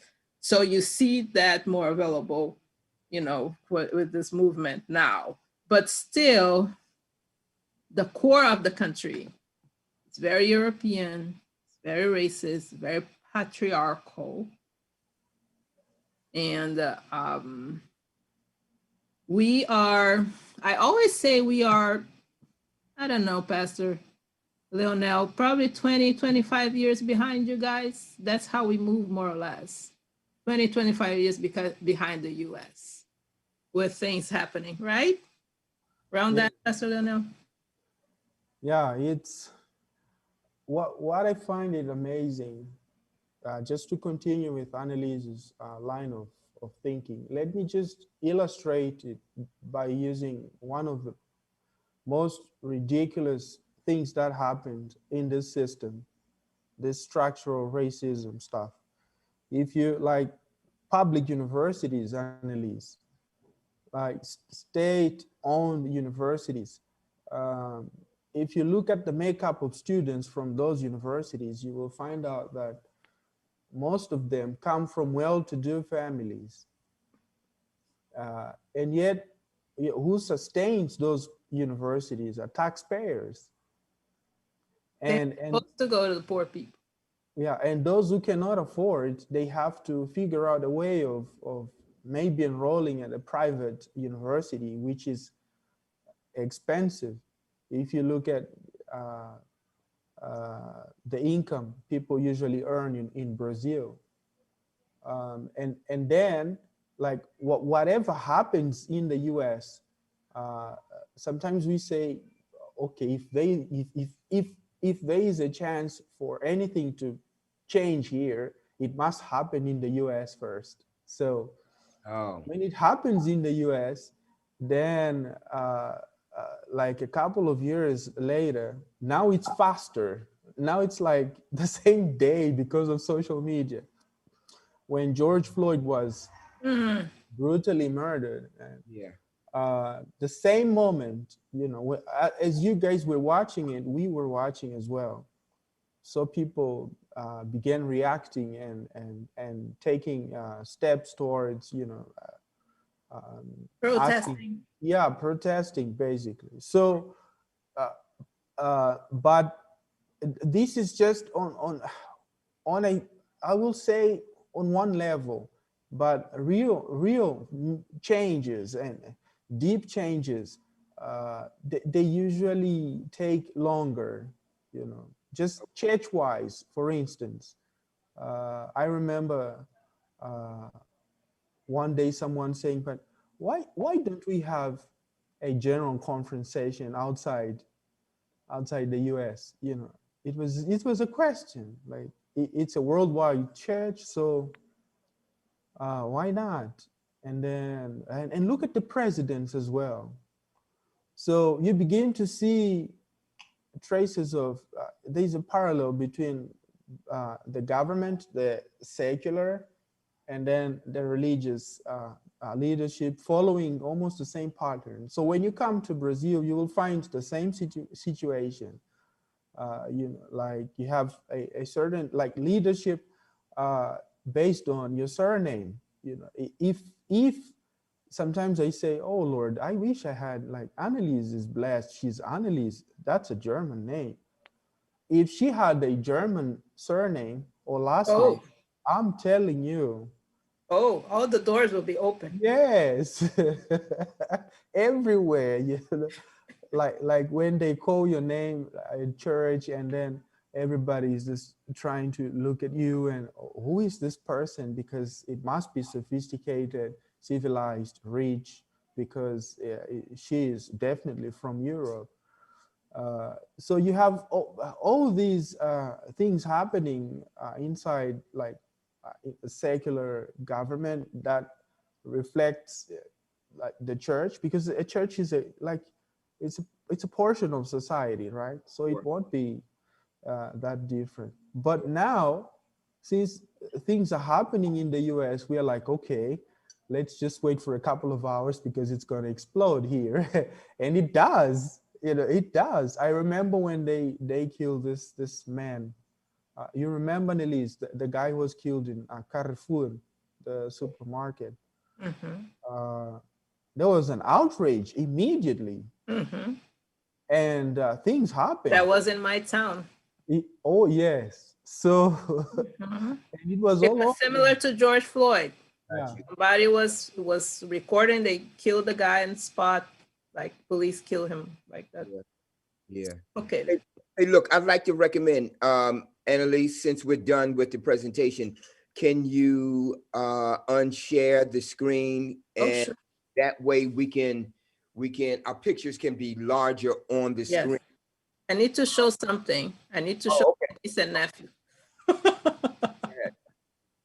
Is that your niece and nephew? My niece and nephew. I need to show them because this is the new generation of Brazil, and they are empowering. They're coming.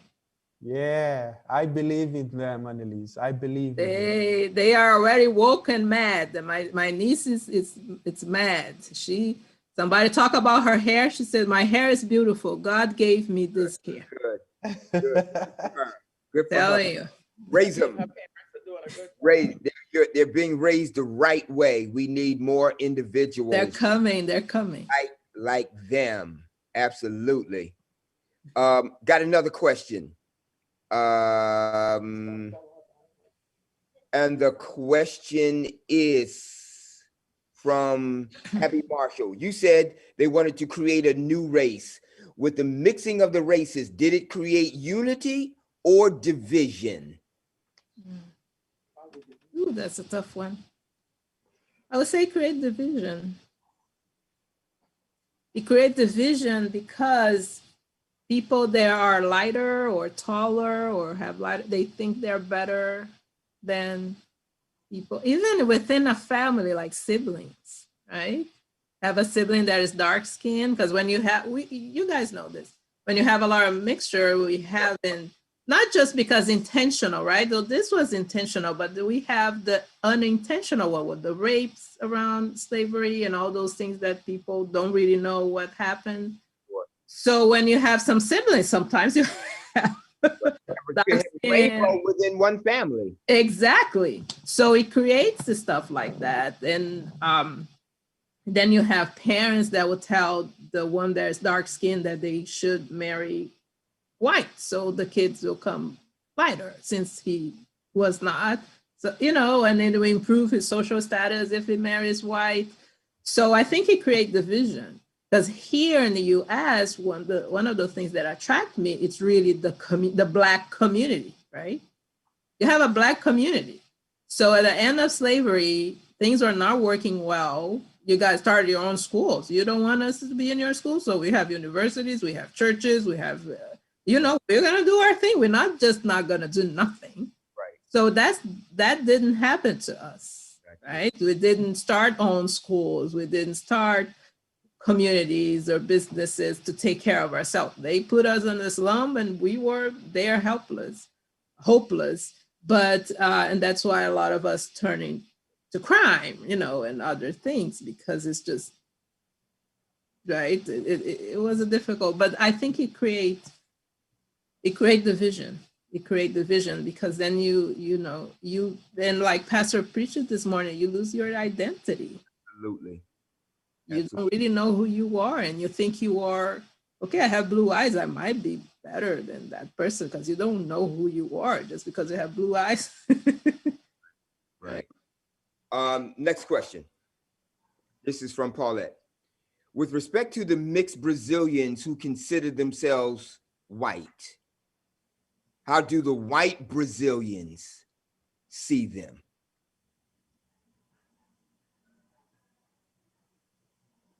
It really depends where you are in the country, right? So Brazil is racist, but there are regions that are more racist than other regions. And where I'm from, I think it is the most racist region. The words in the South. In the South. So people in the South, they are white, right? Because they are Italians, they are Germans, they're Poland, they are Holland, they are the Dutch. So they are white. So if somebody there is mixed comes saying they're white, no, they are not. They are discriminated about. But if you are in an area that people are, they are more or less like in the north, so then you are less discriminated. Your discrimination is more socioeconomics than really the color of your skin, you know what I mean? more like in the north and the central, where you have, because in the central, like Minas Gerais, Goiás, that's for me what I really consider the Brazilians. You have, it's kind of the core of the land. You have a lot of Portuguese that married Africans or married natives, so it's the Brazilians. And then after you have the Europeans that came and, all that thing that I explained. So when you go to those places, I think it's more socio-economical racism than really black or white, but coastal and south and southern, the whites will know that you are not white and you are saying you're white and they don't care about you. And they will slap you back into reality. They don't care about you. Yeah, they will kind of, it's just like, what? You think you're something? Right. Let's see. George asks, does the Adventist church struggle with racial identity in Brazil as they do here in the US? Adventist church. I don't know. Pastor Leonel should answer that, but it's the church. My dad calls the church there the Pope. Just because that's what it is. They rule. They rule. So here we have, at least we have the regional conferences. Right. It's just like whatever they say it is. People don't rebel, because that's what I told my brother. Why are you starting the first church now? Rebel, start your own thing. Then start your own conference. Start collecting tithes and offerings. That's it. Right. But Brazilians won't rebel. And again, it comes like on the time of slavery. We won't rebel. We will escape to the quilombos, but we won't rebel. It's something, I don't know if some place it took us from Africa. We don't have the spirit that we need to have. And it's better now, like Pastor says, people are more woke, but we don't really have this rebellion. Rebellious spirit. You don't have a rebellious spirit. Which we admire that you guys have. But maybe it's from an historical perspective. We shouldn't ignore the fact that the Jesuits and the Catholic Church had done some work here. Some job, yep. You know what I mean? So yep. They indoctrinate us well. Yeah, I wish I could share with you King Leopold II letter to the missionaries, around like the 19th century. So that's exactly what they did with my brothers and sisters. Because if you check at the Ghanaian history, Nigerian history, they fought the colonial masters and they defeated them, and they got independent from, like, at least, on a military level, territorial level. Though economically speaking, there's this new colonialism and stuff. But when they came here and then they were instructed, sent to churches, they became more like Catholics. And all of a sudden, you have people who, like, they heard constantly, give the other cheek, or, if they slap you and walk an extra mile, forgive 7 times, whatever. So those are the types of sermon they heard people speak and talk about this and that. So that led to the present behavior. It's amazing how people are afraid of asking questions to church leaders.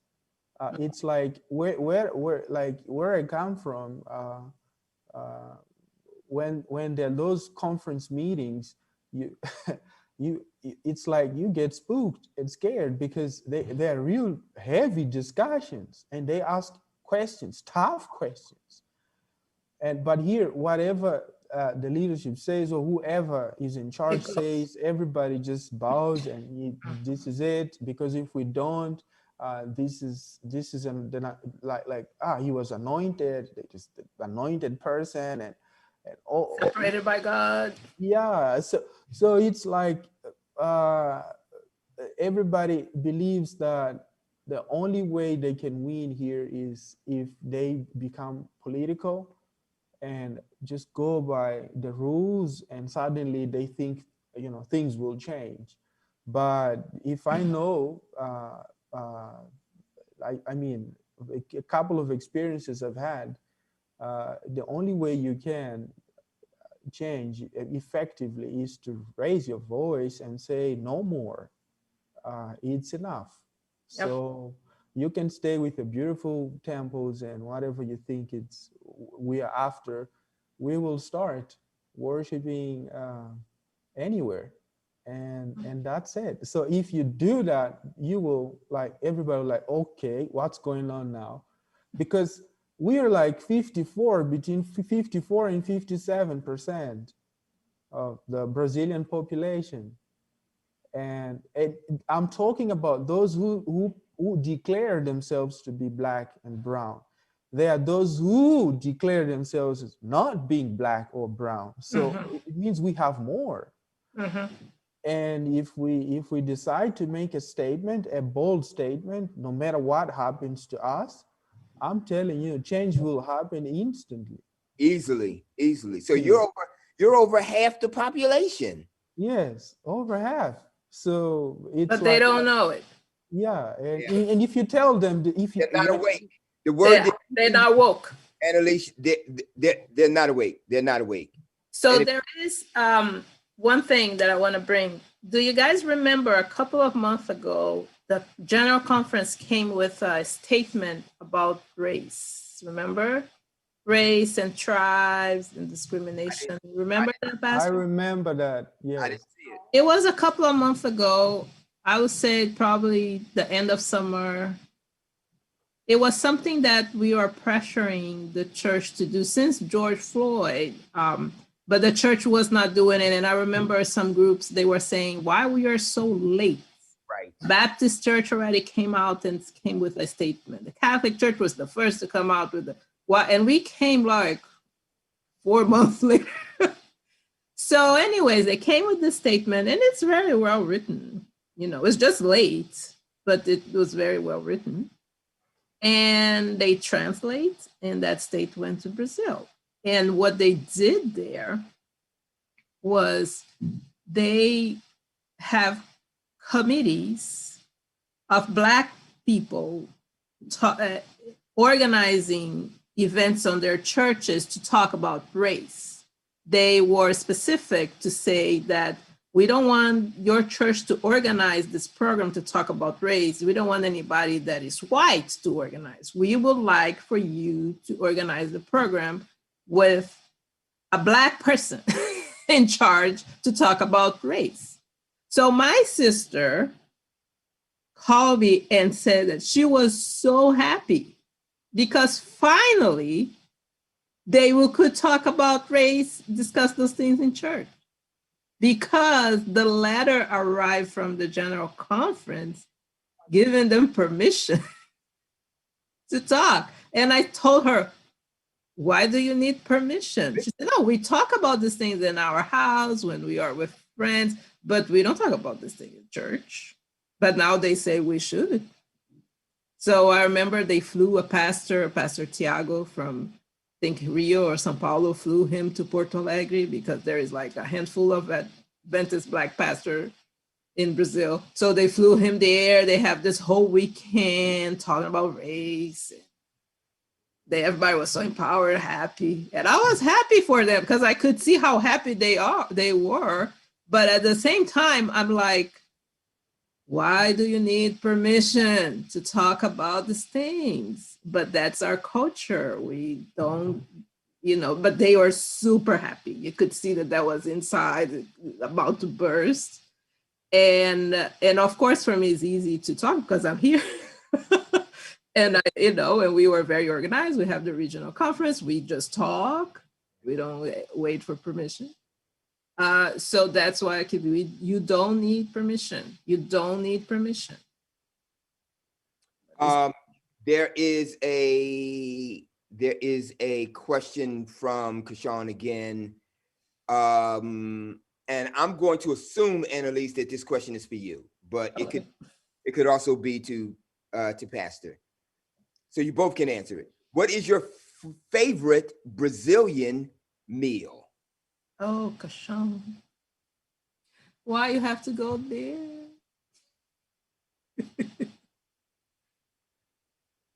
Well, my favorite Brazilian meal, it's it's like Brazilian food.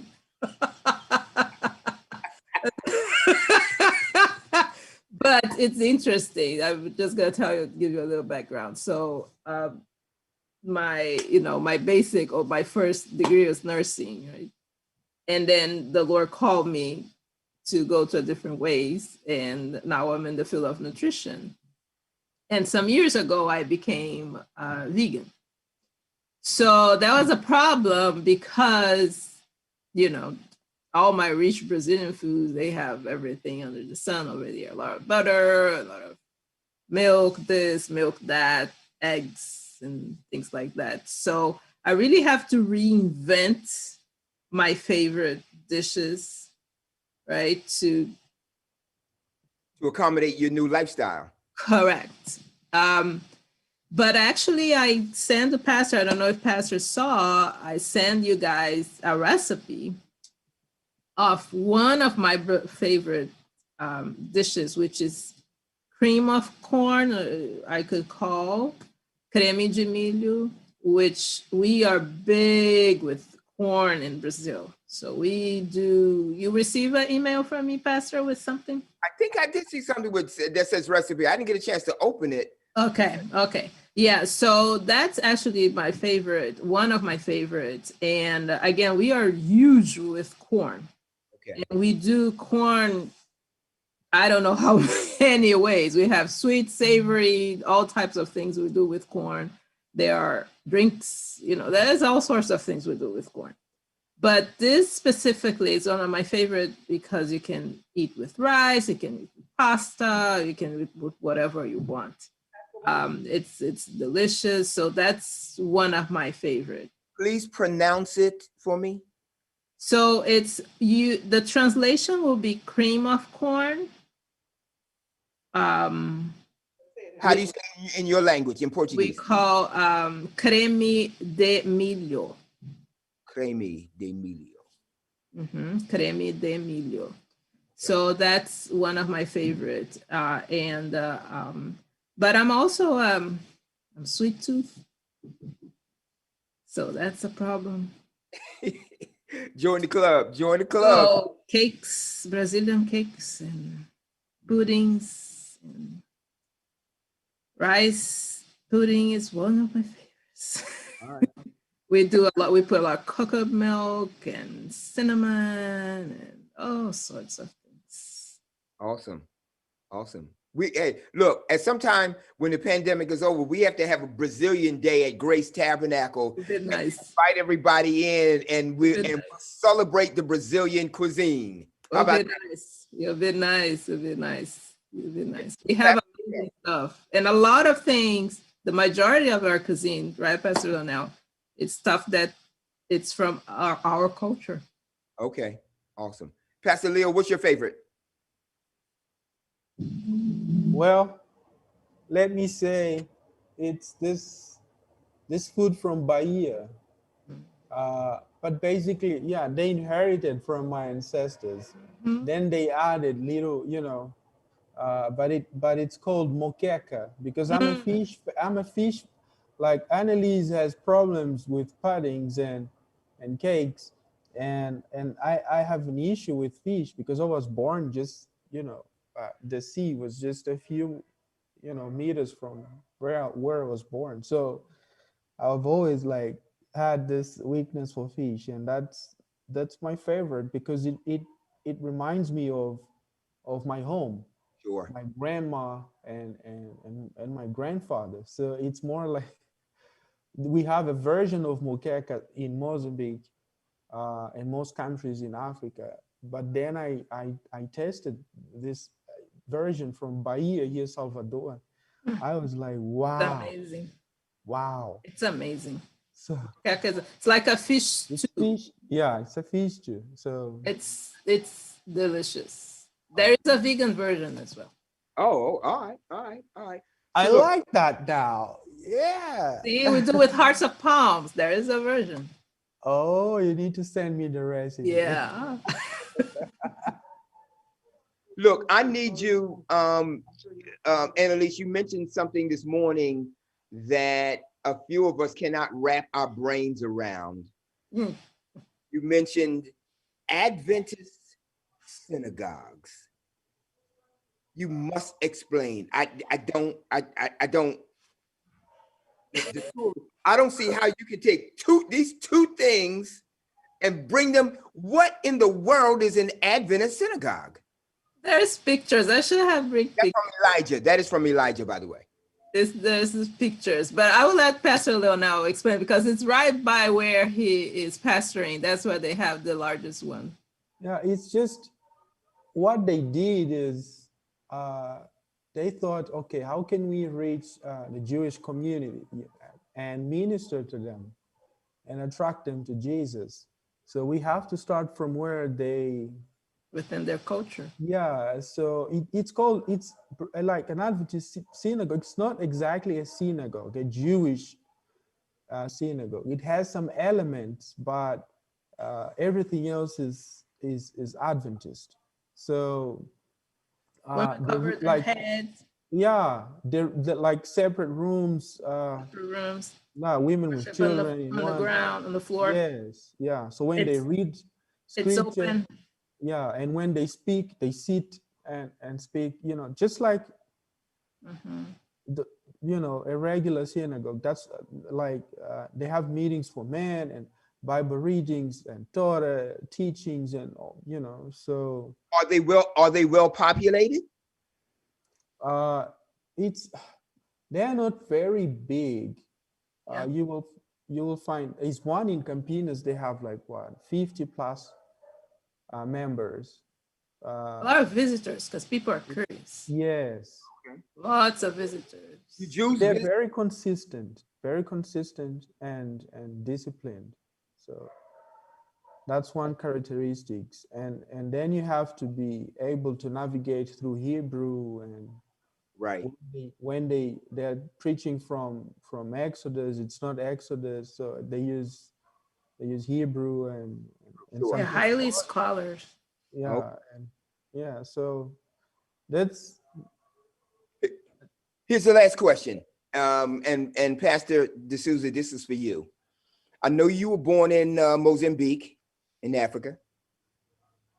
In 2011, you came to Brazil, and I believe you stayed for about a year, and you went back, and you came back in 2015.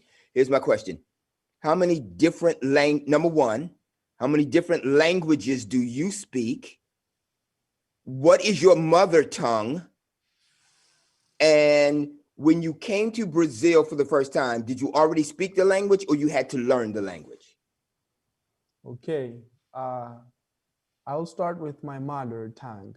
I would say my mother was from one tribe.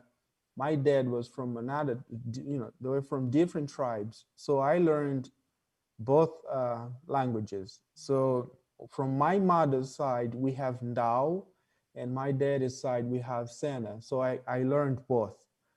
And then we have languages you pick up from the street, from playing with other kids.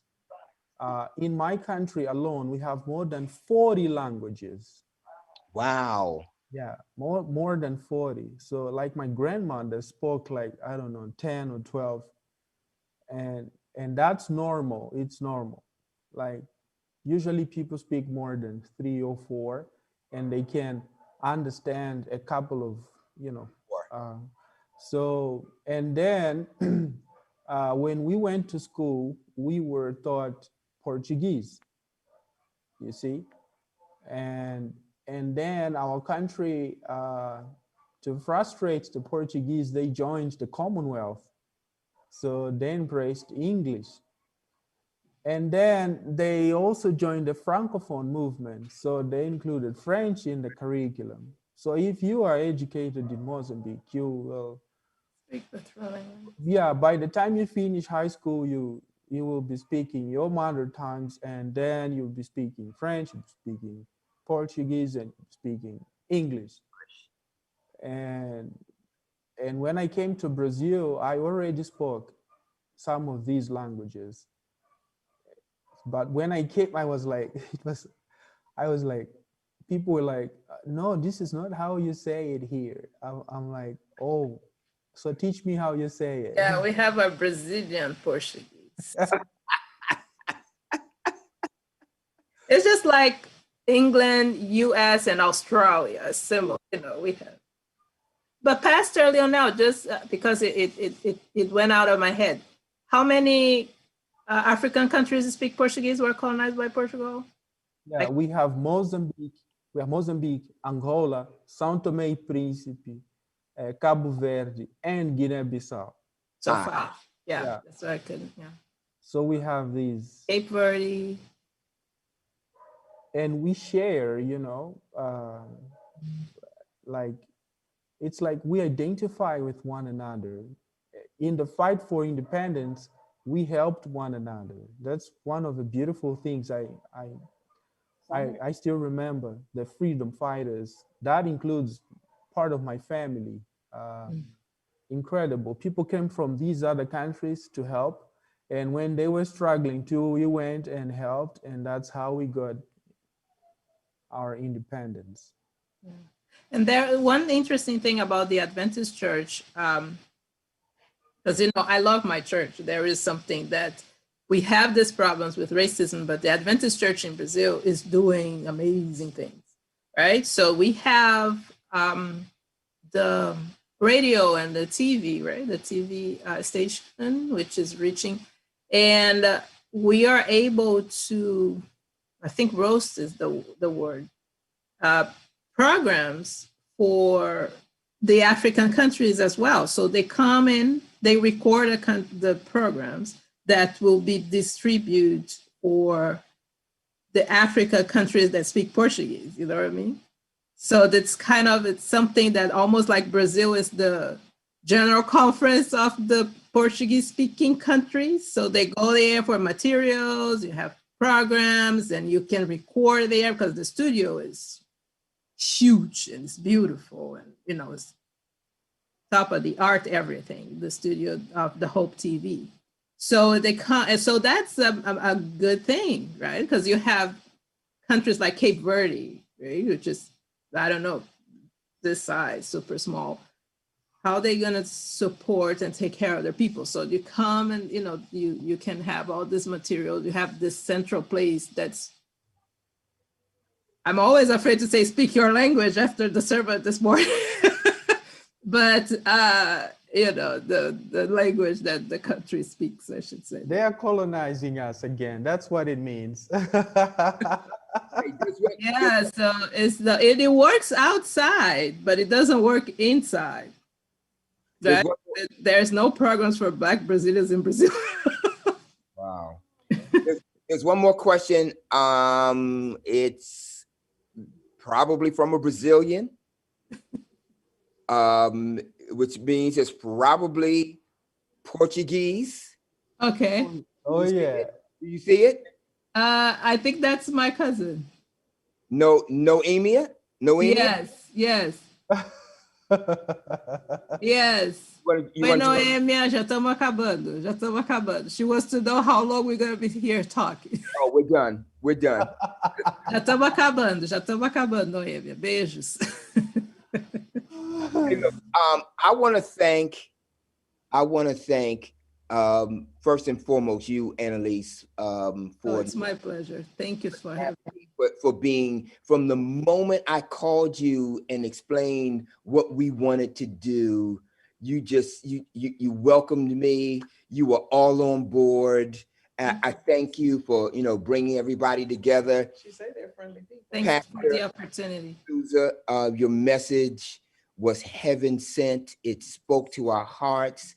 I want to thank each and every individual that participated in the program this morning. It was fabulous. Thank you. The world, because of technology, because we're able to fly now instead of having to take boats like we had to do hundreds of years ago. The world has become a much smaller place, right? And this cannot be, because now I'm feeling a connection with my Brazilian brothers and sisters. Yay. Right? I just feel like we've got to continue building on this relationship that we've started today. Amen. This relationship cannot begin and end today. Amen. Amen. Okay. So whether, we and I was serious about what I said. We need to fly to Brazil. We need to literally have boots on the ground and meet our brothers and sisters in the flesh, etc., and come and worship and fellowship with you and really, really have that experience. This is a good start, but that's all it is. It has to be a good start. Amen. And we've got to continue it. Amen. Amen. Y'all agree? Amen. Oh yeah, the seed was planted. Yeah. We said we planted the seed. Now we have to water it and allow it to germinate into something great. So again, thank you. The mustard seed. Absolutely. Yeah, absolutely. Pastor should tell his wife, thank you for. And thank you, Pastor Leo. Thank you.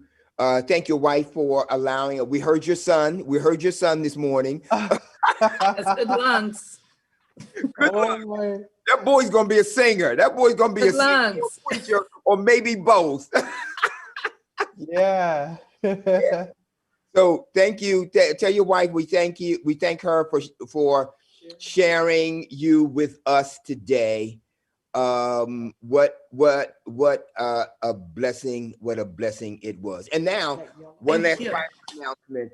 Oh, thank you. Tomorrow at 1:00, we are going to upload the question from today. All right. So we need you to go on tomorrow on a site, Facebook, Instagram. We will also send it out via WhatsApp. And every week for the last month, we posted a trivia question, and there's been a winner for the last couple of weeks, every week since then. So we're going to do that tomorrow. You will have 2 hours. So we will post it, and from 1 to 3, you can, answer your questions, because at 3:00, we are going to determine who the winner is, and I will announce that winner on next Sabbath morning. Finally, tomorrow from 2 to 4, we have our feeding program. So if you have supplies that you want to give to the less fortunate, because we are our brother's keeper, please do so.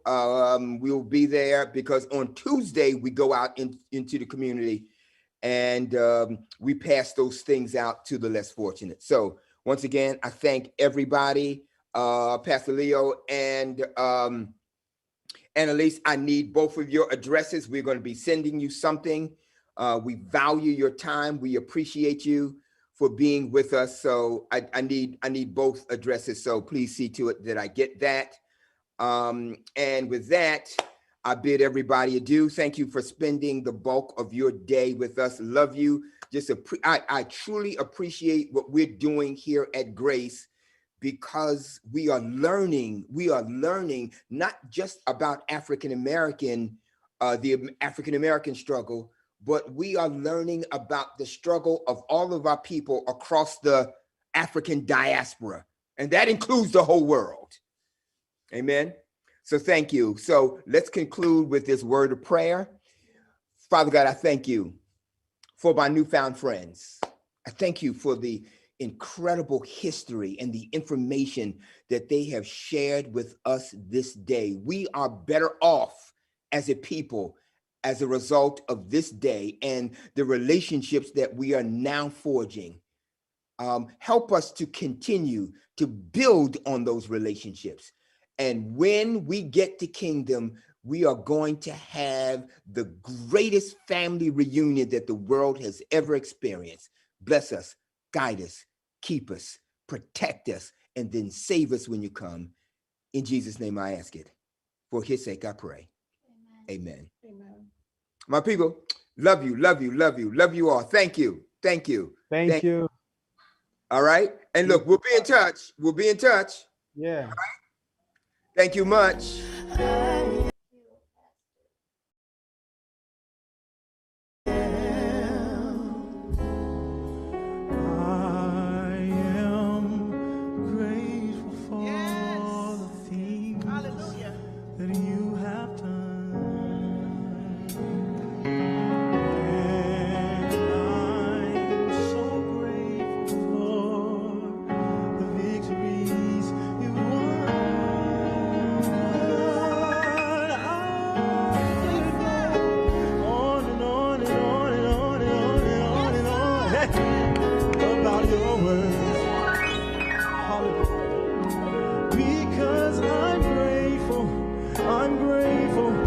Opportunity, Lord, to praise your name.